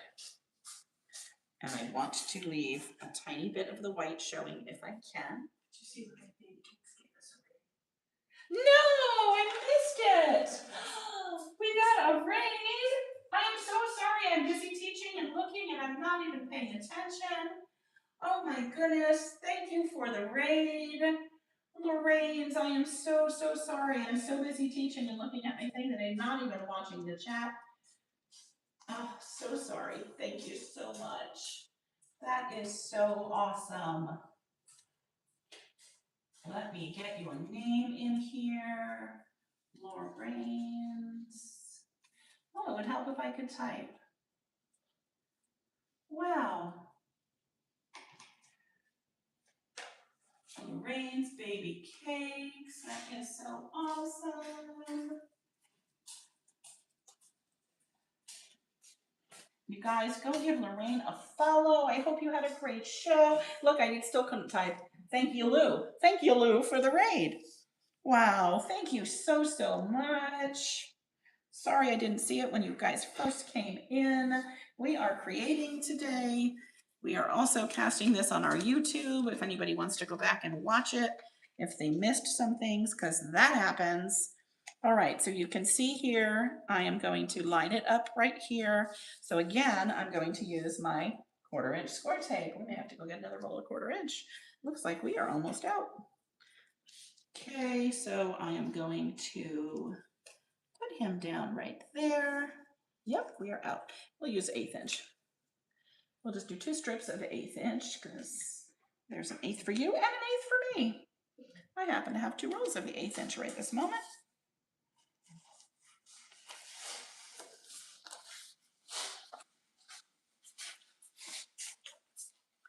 Leave in a little white border. Oh, thank you, sister. Man, it's nice having that. See? And that's going to make our little softer spine there. And then we will be adhering our fabric in here. And it all just comes together, you guys.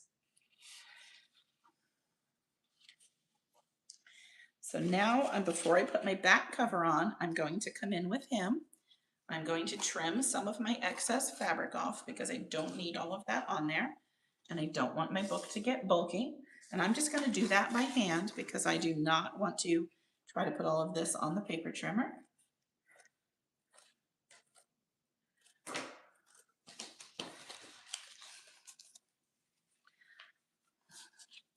But it's much easier to work with a wider piece of fabric, and I'd rather come in and trim it than after. Okay. So now I'm going to want to come in and adhere him, and he frays, and I love the fact that he frays. We will use that fraying to our advantage places in here. So if you don't have score tape and you have another adhesive you want to use, that's fine. You can also glue your fabric to your cardstock. You can sew it again, but we just use score tape because it holds like a dream. Like we were saying, score tape is our adhesive of choice. We get it from 3 Craft Chicks in Spokane or Airway Heights, Washington. Our friend owns a paper crafting store there, and she supplies us. But you can order it other places. You can order it off Amazon, or you can check out 3craftchicks.com. 3 craftchicks.com. Okay, so I've got that down. I'm going to make sure it is well adhered. I'm going to peel off just my first. And I'm going to start again. I'm going to check that my pages are right side up. Can you tell how I panic about that? It's because I've done it before.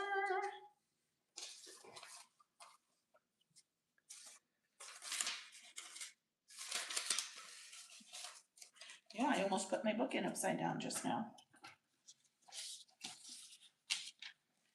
Almost put my book in upside down. Okay, and I'm going to line my fabric up, letting it overlap the edge of the card just a little bit because, again, I like the fray, so I want to see some of the fray. Oh, I didn't quite get him in place. Okay. And then I'm going to open up into the middle here and come in and press him down. And then I'm going to go between my 2 signatures. And I'm using my fingernail to get into the grain of the fabric. Okay, and then I'm going to come here and I'm going to pull my other piece of backing off my tape. And I'm going to do the same with him.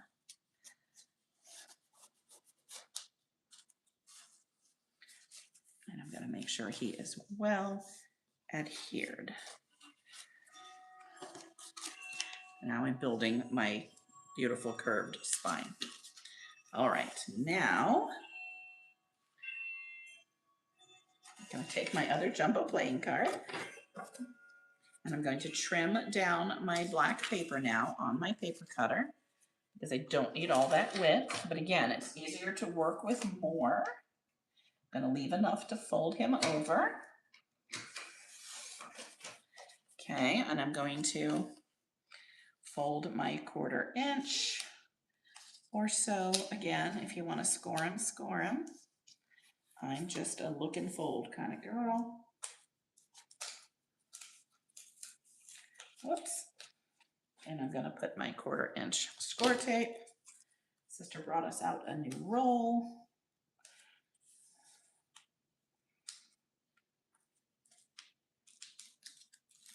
And I'm going to fold him over. And then I'm going to adhere my other card to make the rest of my spine. Now you'll notice I'm leaving space between my signatures and my cover because we're gonna be stuffing these bad boys. See, I've left a 1/4 inch and I'm leaving about a 1/4 inch here because we're gonna be stuffing them full of stuff. We haven't done all the pockets, all the trims, all the goodies yet. Oh my gosh, Betty, that's so cool. She and I have the opposite cards. I have a 9 of hearts and a 2 of spades. She has a 9 of spades and a 2 of hearts. I love that. What are the chances? Things just happen. Okay, so I'm going to use a little bit wider here to hold my card on. And again, if you don't have score tape, why not? But whatever adhesive you like. Of course, if you're using a liquid adhesive, it's going to take longer to dry, and you got to be sure not to warble. Oh, you're not doing that yet. Warble your cards. I like getting them too wet. Okay. And we're going to just put him down right there. Oops, and I'm crooked. Well, you know what? Just like I said, it's not forgiving. My back cover is going to be a little crooked. I'll have to hide that with trim. Dang it. I got this one nice and straight. I did not get that one nice and straight. But trim can hide a world of boo-boos. You can see I'm a little off here. I'm going to need to trim a little there. Everybody is attached. My book is together. Oh my God. It is. Okay, guys, I have one signature upside down. Didn't we just talk about this? So guess who's gonna have to fudge her signature? I'm gonna have to snip those threads. Wow, and we just talked about that. So he's gonna get sewn through, but there he goes. I cannot believe I did that. And I checked, y'all, and still flipped him. Ay, ay, ay. So let me do a quick repair here. And then we'll be back in business. Y'all, can you believe it? See? Too bad Lori Muss isn't here. No, it's all good. That's just me thinking I'm paying attention when I'm not, but it can be fixed. So we are just gonna move on. I'm gonna just give a quick staple to him real quick to hold him in place till we're done working. And then I can go in and resew him because I can get between the layers simply because I've done it enough. All right. Crisis averted. He is good. He's back in place. He's just not perfect. And I will go through and do a hidden stitch and pull him in there later. But for now, let's get that thread now out of the way. Good golly, Miss Molly. There's one in every crowd. Always better when it's the teacher and not one of the people, though. Poor Lori, first few classes, she kept having issues, and I kept telling her there's no mistakes, just opportunities for creativity. And now she doesn't panic at all if she makes a mistake, but she loves it when I make mistakes. Because then you don't feel so alone. So anybody else making mistakes, you don't have to feel alone. All right, so let's go back to our sample. So here she is. Whoops, don't get caught on that one. Folded a little corner there. So now we're going to talk about embellishing. You guys can embellish your book any way you want to embellish your book. We do save a piece of the sheer for a tie closure. If you don't want a tie closure and you want to pop it through and have just a tie over here, great. If you don't want to tie at all, great. It's your book, okay? I chose some specific things. So let's get out our bag of goodies. We have lots of goodies to play with, you guys. That's right, opportunities for creativity. So lots of goodies in here. And I'm going to show you some of the things that we chose to do. And, you know, you feel free to do your own thing. So you've got red, black, and gold squares, some combination. You should have a suit, probably a heart. You've got word stickers, vintage, true vintage tags, new and vintage cards, okay? So you've got these beauties. So this is a set of 4. These were a gorgeous set. Sadly, we are out of most of these. We do still have, I think it's this pair for sale in the Buy It Now, if anybody wants more cards. We also have now this set. Look at that beautiful one. These are perfect for this book. I am, in fact, going to put those on flash sale right now. I said I wasn't going to do this, but I'm doing it. So they are normally $2 for a pair. We're going to do them 20% off. Let's do 25% off. Let's do it. Let's do it. We're going to put them in there for a minute. And those are running on flash sale. So they are brown, black, and white with a little bit of kind of blues in there. Right now you can get a pair for $1.50 if you want to add them. They go with these, but they're in a different colorway. They are super fun. I am going to unpin him. He does not need to be in our workspace, but he is still on flash sale if anybody wants to go grab a pair of those beautiful vintage cards. You've got this set of 4 in your book, the green and the burgundy in your kit. You've got some modern cards, just some different fun things. I loved these. They're Uno, but they're also playing cards, so they can be used for different things, and I thought they were fun. I like the big number cards because sometimes it's just fun to see a number, and then this is another fun vintage pair that we're going to alter. You got more words. This is a cupcake wrapper, you guys. We're using it as pockets. They are beautiful gold filigree. You've got doilies. These are from Doodlebug. These are vintage. These are from the 1950s. We got a huge lot of these. These were commercial doilies in a big box, and we just love them. They're a deeper red than you can get in modern doilies, and the pattern is super pretty. We use them to embellish. You've got another one of those score sheets because those are great to use. You've got a split tag. So this is a sale tag. These are fun to cover one side and only cover on the edge. You only adhere it on the edge, and then you leave your back open so you can tuck little things in there. So you could tuck a little surprise, like, you know, it could be your little heart. It could be another little mini journaling card. It could be whatever. You've got the library card and pocket, which we're going to embellish and use. You've got shipping tags, you've got more suit papers, you've got some random page from a card book, and everybody's will be different. You'll have some tiles for poker tiles, buttons, a couple of gray buttons, more poker paper, and you're going to have this guide. We're not going to use that side. If you want to use that side out, go for it. We're using it for the red, and we're going to turn him into a pocket. So that is what you should have in that pack of stuff. And again, everybody, you can do your own embellishments. I'm going to slowly go through the finished book page by page in case anybody wants to take a screenshot.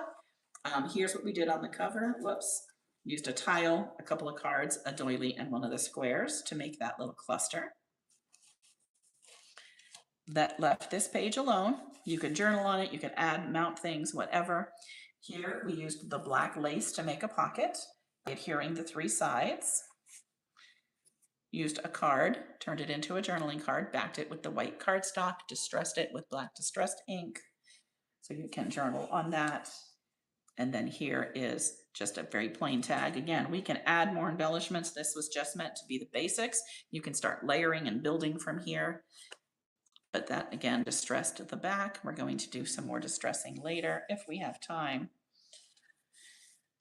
Cut a strip of the doily, and then from the extra page that we did not use, which is under my paper cutter getting wrinkled, I was cutting out a lot of the suits, and I was cutting them out and using them. There's him, and I just used them as embellishments. So you can, if you have the big score tape, you can put strips of this on the back and then cut it out, and then you've got stickers, and they're perfect embellishments. We do that with fabric, we do that with paper, but we have, like, you know, 5-inch rolls, 6-inch rolls, so it's easy to do. Much easier than trying to get glue in all the little corners. So just a comment there to think about. So just embellish to that page with the card theme. Here I put one of the vintage stickers and a word strip in the middle. And then on the end, Vintage Dictionary, again, I just cut out a suit and embellished with him. Used a piece of the cupcake paper right there, probably right there, to the corner pocket, and made another tag. Now he's got the little slit in the back, so we can tuck somebody into him. I would probably tuck like a favorite playing card or something in him. I like the mini cards, so that would be a great place. It had a different book page last time. I used it to cover another tag. Again, I used the black lace as a pocket. This is the envelope. This guy. I adhered him onto the black cardstock down so that you didn't see the gold. And then I did this tag with the extra score sheet, some of the embellishments from the card paper, piece of doily, and some of the velvet. I'm all about texture, so I like to use a lot of trims, and that's just on a distressed shipping tag. And again, whoa, I'm gonna glue that edge back down. All the trims, everything are in your fibers. Here I just embellished with a conglomeration. This is a piece of the black and white ribbon. I took the wires out and I frayed him. One of the shapes of paper, a button and a card, and then you'll have some little suit pieces, whatever you have. They're just assorted little die cuts. This I need to stick in the back because he keeps folding over. Okay, that's just embellishment. Here's one of the folded over papers. So as I'm making more things or collect cards, if I want to tuck them in and clip them, paper clip them, that's just all great spaces. Or I can adhere these edges down and make him a stay-in pocket. Left this guy plain because he's just fun. And then on this side, I used the ribbon again, took the wire out, adhered it 3 sides to make a pocket. Got another card and another piece used from my page of whatever card book with a piece and a distressed back.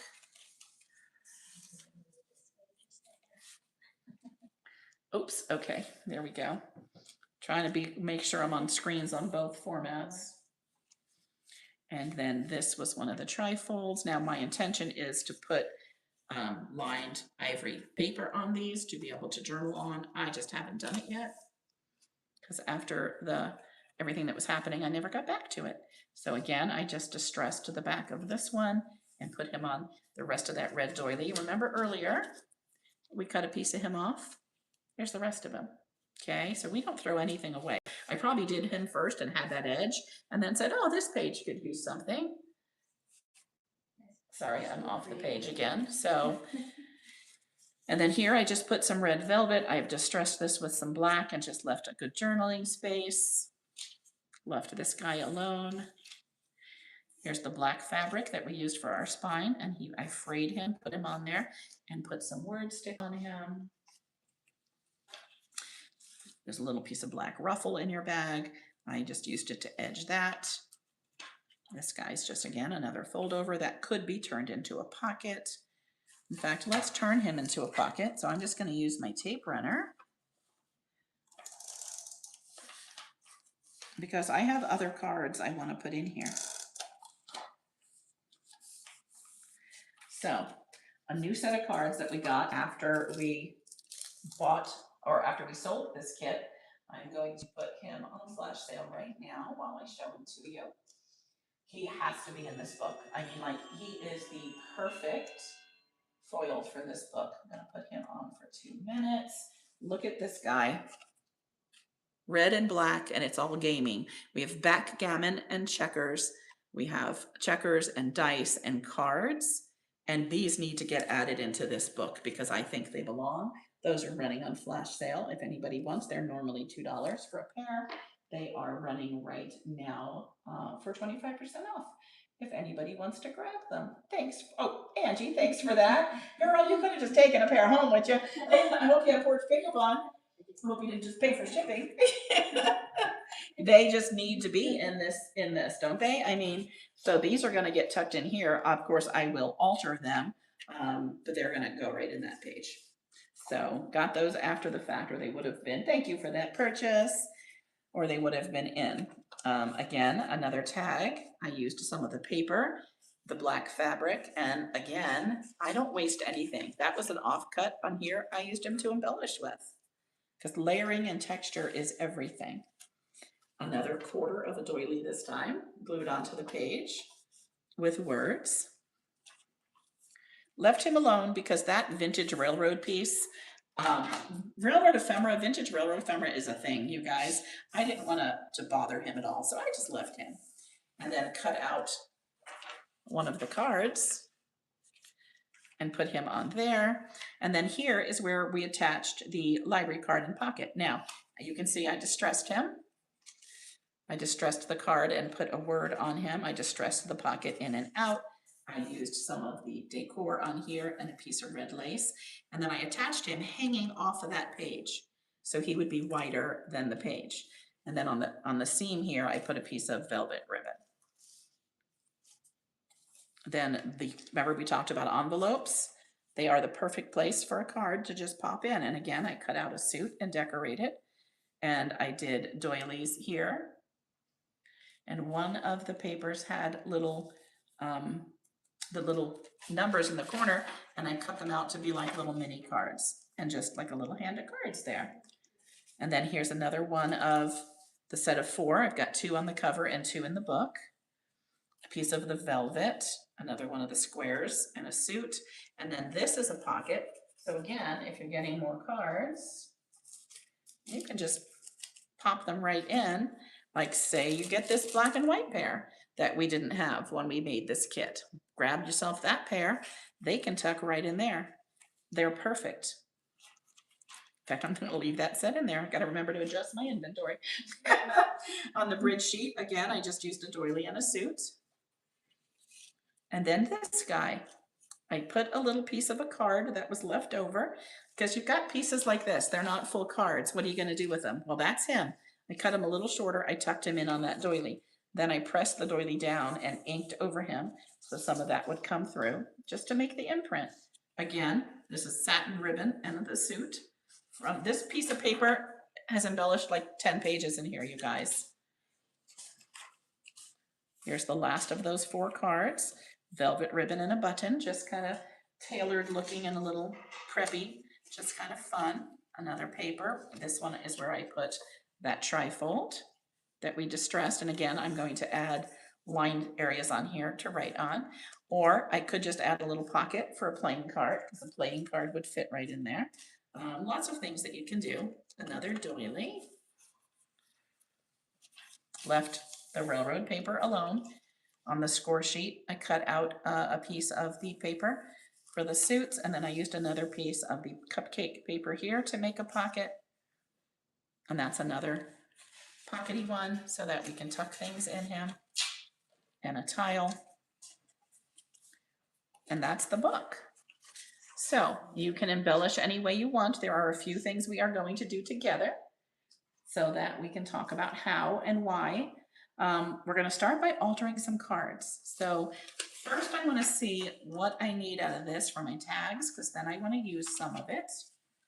And again, there's no one way to do this, y'all. So I know I need some paper on those, and I know we're going to need to distress this, so get those out. I'm gonna move all of those away. I box myself in so badly. So we're gonna alter some cards. And like I said, if you're a playing card purist, sorry, but it's what we do as junk journalers. That's how we got started in cards 3 years ago, was using them for our junk journals and altering them, and we started selling on here to other junk journalers. And then the card community took off on here. So we were sitting in a good place for that. All right, so we're gonna ink this bad boy up. Let me move these out of my way. I want him inked so he can be drying, and then we'll start altering some cards.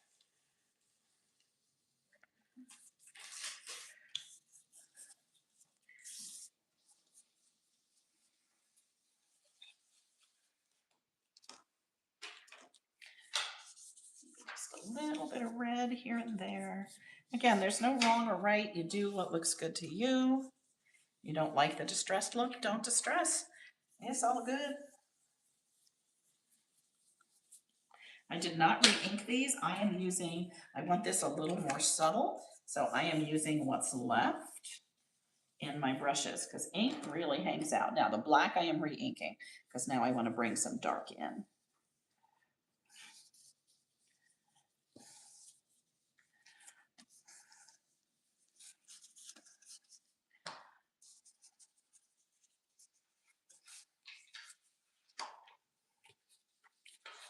I'm going to, if I can find my water, I'm going to spritz just a little down here on the corner. Let me get a little more black first.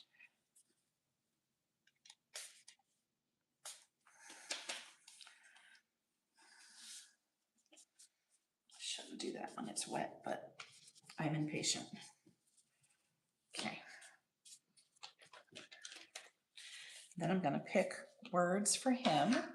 You have some word strips, both in black and in white. Oh, creativity takes courage.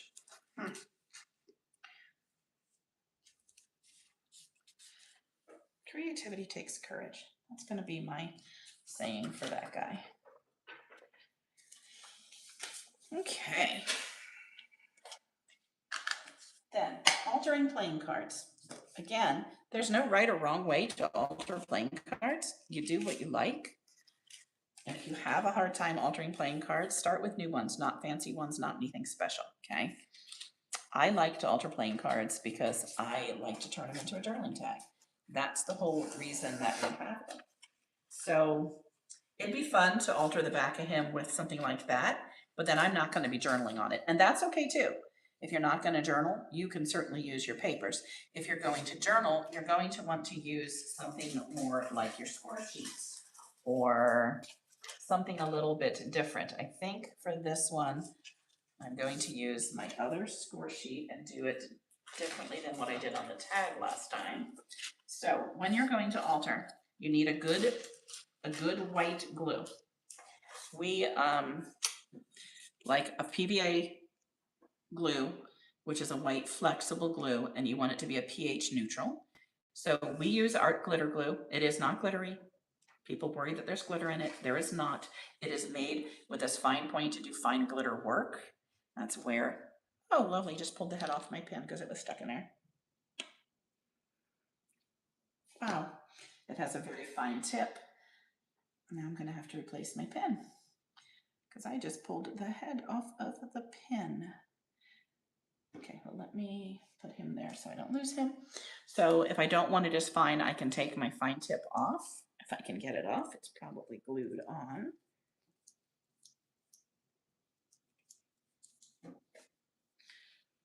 Or not. There we go.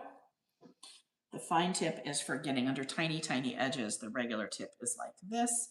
And I am going to pretty much coat the whole back of my card. Now, sometimes we do the front of the card and we want the picture on the back. These don't have a picture on the back. So there's nothing here for me to keep. So I'm trying to turn this into a journaling tag. I'm going to make sure I have full coverage. And it is messy. And I'm going to put my paper down on it. And I want to be able to rip my paper back off and leave a ripped edge.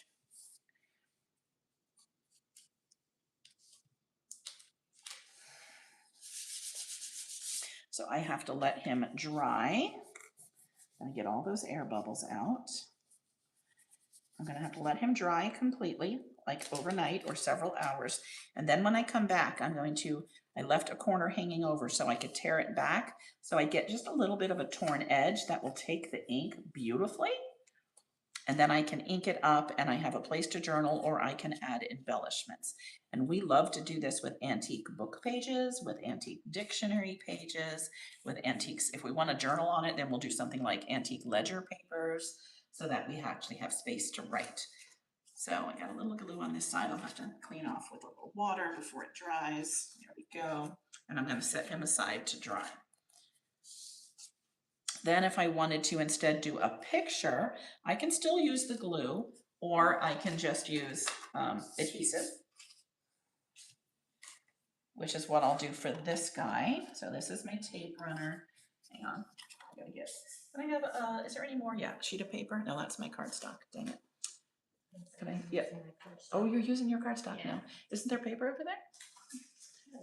Why are you using your cardstock? We're gonna need that, girl. Girl, okay. Well, that's what the paper was for. Silly. So I'm just gonna tape runner the back of him. We could score tape, it could be whatever. Now find my top of my card. And I want this guy on here because this card doesn't have a pretty back. So I'm just kind of covering him with that.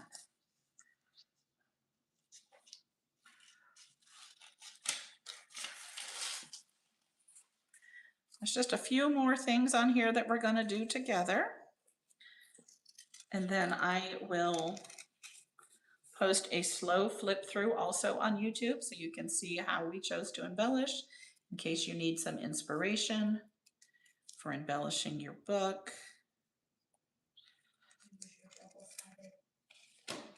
Tape runner. Yeah. So him, I just covered the back with that king because I like him. And then I'm going to put a tassel and he's just a little more decorative than he was. And again, there's no wrongs, there's no rights. It's just doing what you want to do. You've seen some inspiration for the embellishments. You've seen how to put your book together. Like I said, I'll do a slow flip through and post that on YouTube so you can see a little bit more in the specifics of how we decorated so that as you're going through and decorating, you can kind of decide how you want to do it. Okay, so that one has that paper.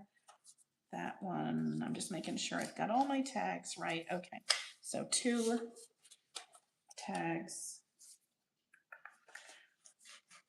from him, both little. Okay, so I'm going to take my heavy white cardstock. Oh, sorry, Angie. Poor Angie, she can't get anything done because I'm making her give me stuff. I'm going to turn him into 2 tags. So I am just going to adhere his whole thing down here. I'm going to do that with my tape runner. So I'm going to cover the whole back of him. I would use glue since I'm doing a whole page, except I have to wait then for it to dry, and we don't really have time for that. So I'm going to have to waste a lot of tape runner, but that's okay. I could use a glue stick. I should have probably used a glue stick. That probably would have been the better option. But I'm already started on this. And the reason I'm putting so much is because it's thinner than the cardstock and there'll be air bubbles if I don't. And I am just, that just drives me crazy. I hate that. So I am wasting, and that's okay.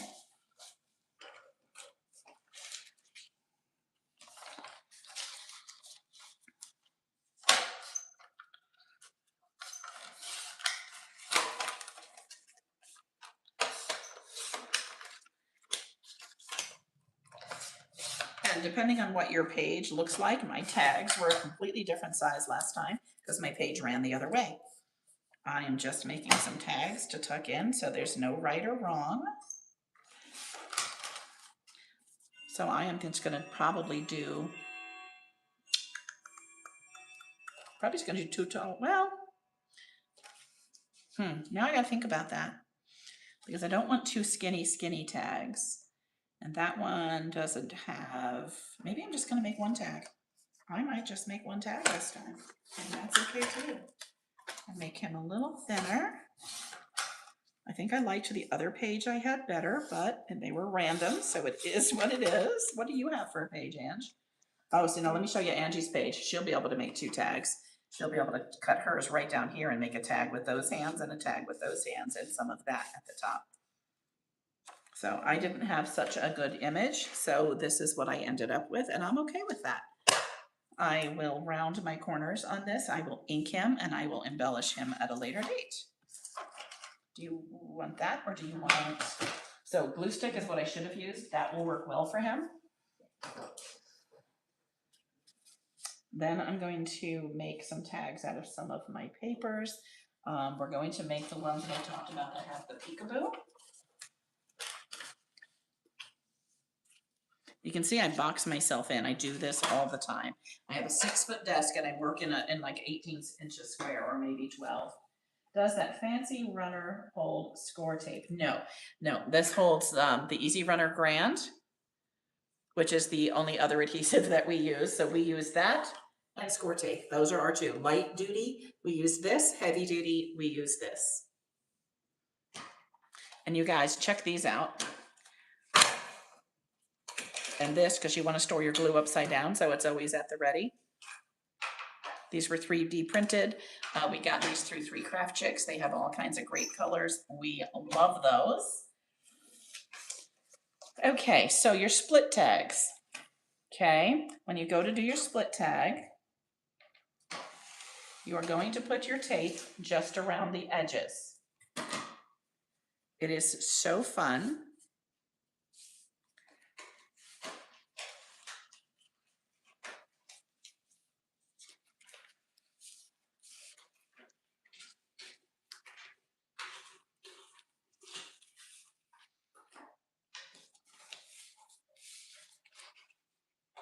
Pressing hard enough on Boy, it. I'm really surprised only 2 of you took advantage of that flash sale to get those game themed cards.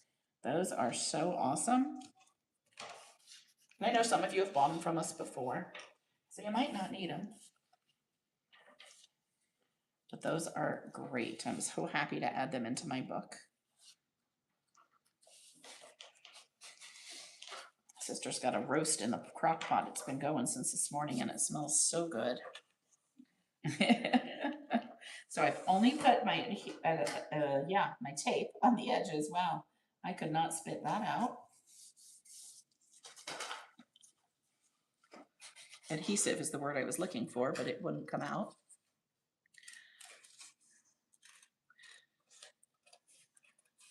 I will rarely cut anything with my scissor. I like my paper trimmer, but when you can run your blade right along the thicker edge of the tag so you can't go crooked, it's nice. Then I'll use my scissor. It just kind of pushes your scissor right in place.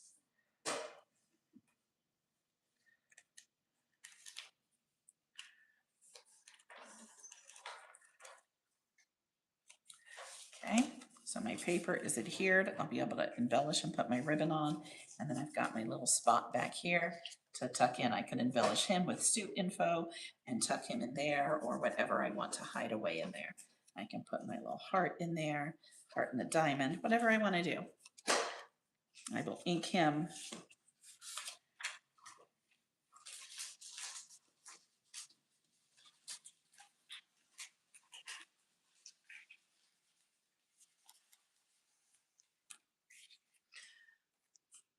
And he's ready to go. Just putting the 1/8 inch score tape or whatever your adhesive is around that outer edge. We're going to do another one of him. Got a little paper edge there that needs to come off. I didn't cut him completely somehow. There we go. So I'm going to do my other one with probably my other paper. Let me see what I did in the other book. Yep. Okay, so I'm going to grab my other paper and I'm going to do the same thing. I gotta get some of this glue off my fingers. Fresh peaches from a local orchard. Oh, nice. Nice, nice, nice. Peaches come in late here, very, very end of summer, and then Sister puts up tons of peach jam, peach preserves. It is so yummy around here when she's doing that. She likes the O. Henrys, and they're a late crop, and because of where we live, of course, our peaches don't come in till August, September. And then it's apple season, end of September, October, and then we go apple picking. Tons of apple orchards around here. I usually take the grandkids and go apple picking every year. It's so much fun. I don't know what we'll be able to go pick locally when we get to Kentucky. I got no clue. You should just stay. Oh, that's why we should just stay.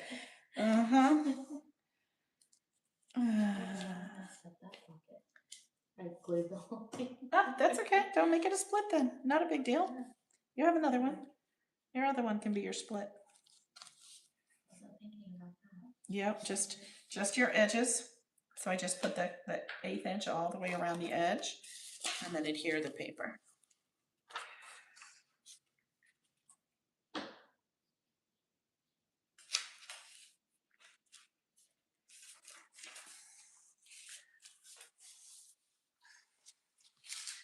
So we will be ending here in a little bit. I thank you guys for coming in. I hope you got the information you need to put together your journal. If you have questions, pop them in the chat now so I can make sure we address something before we sign off. And like I said, I will do a video up on YouTube where this will stay on YouTube. So everything we just did, you can go back on YouTube and watch. Again, the angle won't be as good because the camera's coming in from the side because I've got the camera overhead, but at least you'll be able to see. And I will do another video follow-up that is a complete flip through again, so you can see each page and how we decorated it. So when you do our classes, we'll do everything with you step by step, the entire process till it's done. This just being kind of a create with me, obviously we don't have time to do all that because our classes take about 16 hours. This is not as big a book, but we do full classes with full big hardcover junk journals where we unbox the kit with you and do every step of building the signatures, building the book, all of the decorating, all of the embellishing, all of the tags. We do everything live with you in a full class, but a full class takes 2.5 days. We do a weeknight, prep night, and then we do Friday evening into late night, and then all day Saturday. So it is long, but it is very detailed. You get everything in your kit, and we do everything start to finish with you. And those are great to learn new techniques. This was just kind of give you some ideas, get you started, get you going. So I've got some of my tags made. Do you have the corner rounder or is it hiding somewhere? Do I have it? Oh, it's over there under the paper. There we go. So we're gonna round his corners. So any questions that you have, if you're live with us now on Whatnot, about anything you saw in the book or anything you're gonna still work on, pop them in there so I can answer or show you before we sign off. I know a lot of folks are going to be catching this later. And you can always message us and ask us your questions, see how we can help you get things figured out, get things finished up. Let's go ahead and do, let's see, who else really needs to be shown?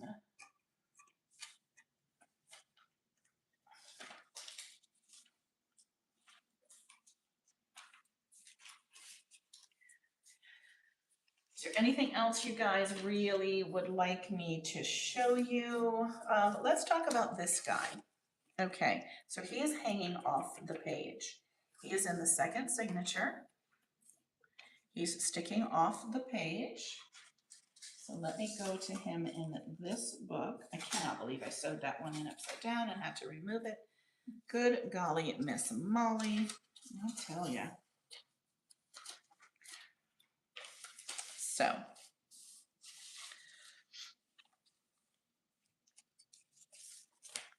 when I did him, I'm going to now move to the new book as opposed to the sample book. So here is the page he goes on. It was one of these pretty papers, okay? And I just came out here and I want him to be about the same as the book. So you go, oh, my cover's way over here. If you put him there, when you close your book, that's not where he's going to be because your spine rolled up and then he is going to be sticking out of your book. So you want to kind of match him to these pages. I kind of just eyeballed where I wanted him, okay? And then made a note, and then I can flip him over and just run my adhesive up on him.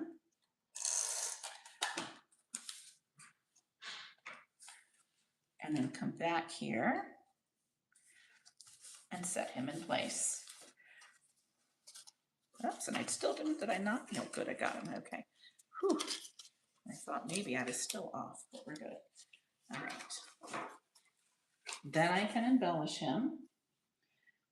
And I did that with some of the red lace and some of the offcuts. So I'm gonna wait till I'm done because I used excess pieces from here. And because I could be doing something different this time, I don't wanna do that until I'm done. But meanwhile, I can tuck him in here, keep him there, knowing that I'm gonna use some of the offcut design and then tuck it under the red lace when it comes time to do him. But at least he's in place now. And then I did this edge here with a piece of ribbon. You don't have to do anything, it's fine just like that, but I wanted a transition. So I did a piece of ribbon there. And again, we'll do a flip through that has all the rest of the decorations and how we did it. Of course, everybody's gonna do theirs their own way, as they should.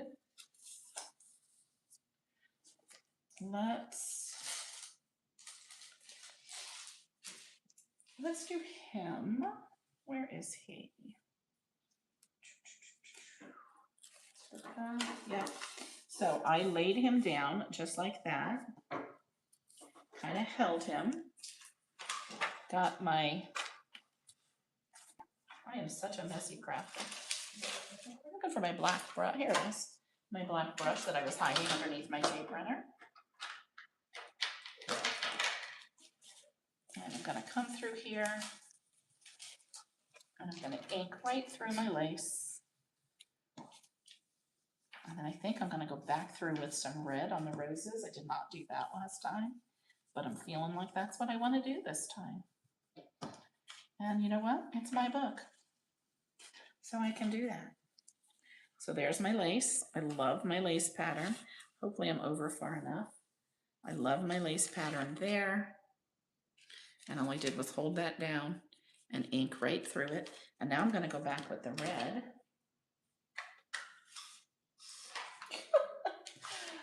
Thanks. I'm gonna just ink a little red on the roses because I think it would be fun. I didn't do that last time. I don't know what just made me think of it, but yeah, we're gonna add a little red. Elizabeth, we do classes throughout the year. We have not done one because we are getting ready to move. We usually do a class about every 6 weeks, but with getting ready to move, we can't do any classes until we get moved and get settled.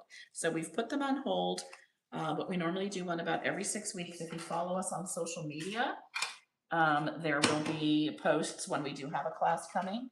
We're hoping to be moving at the end of July. But nothing is guaranteed. But we just kind of had to put them on hold.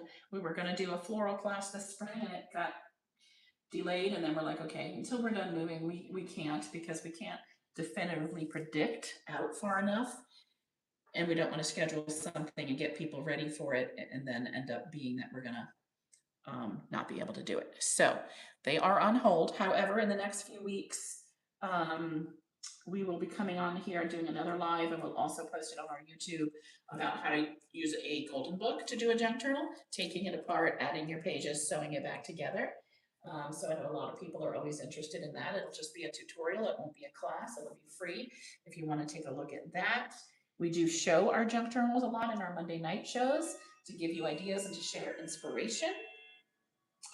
Yeah, so just give us a follow and hang out, and when we get to Kentucky and get settled, we can go back to doing classes. But until then, it's kind of a bummer for us not to be teaching, because that's our first love. Our first love is teaching the classes. So, all right, so nobody seemed to have any questions about anything that remains on this. So we are going to get signed off here. And again, like I said, I will post, man, I'm really bummed that I bent that corner. I will post a flip through of the finished one, the sample that we were using today that I used, the one that I made originally. And I'll do a very slow flip through so you can see.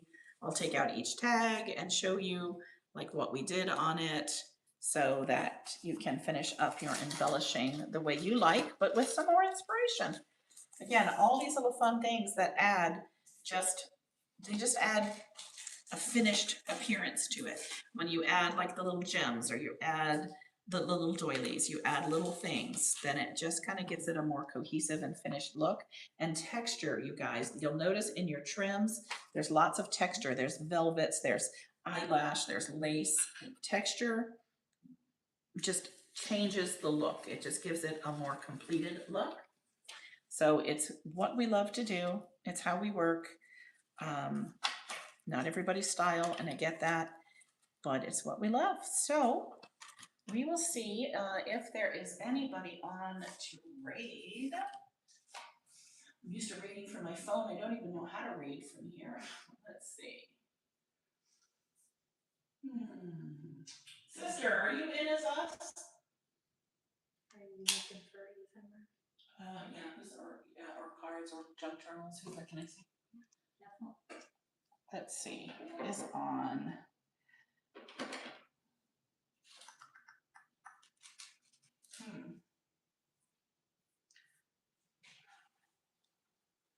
You probably don't have, let's see who's on entertainment cards. Nope, how about arts and handmade? Hey, we're on.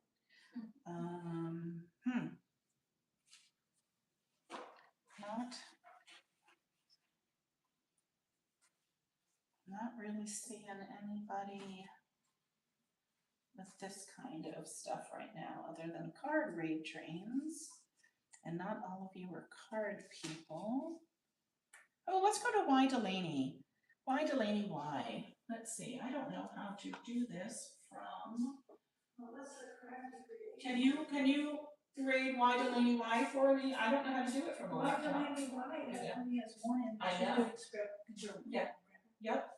Yeah, we just picked her up here, but I don't know how to do it from here. Right now. All right, let's go see Delaney. We love her.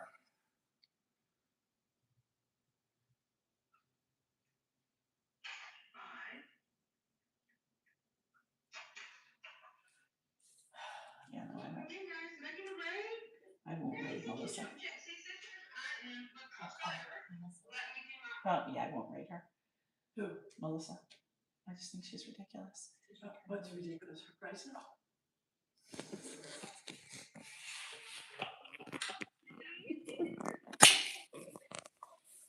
What'd she say she has? And thank you for the raise, please. I don't know how to stop this. This is so different. Oh, y'all don't want to see my double chin.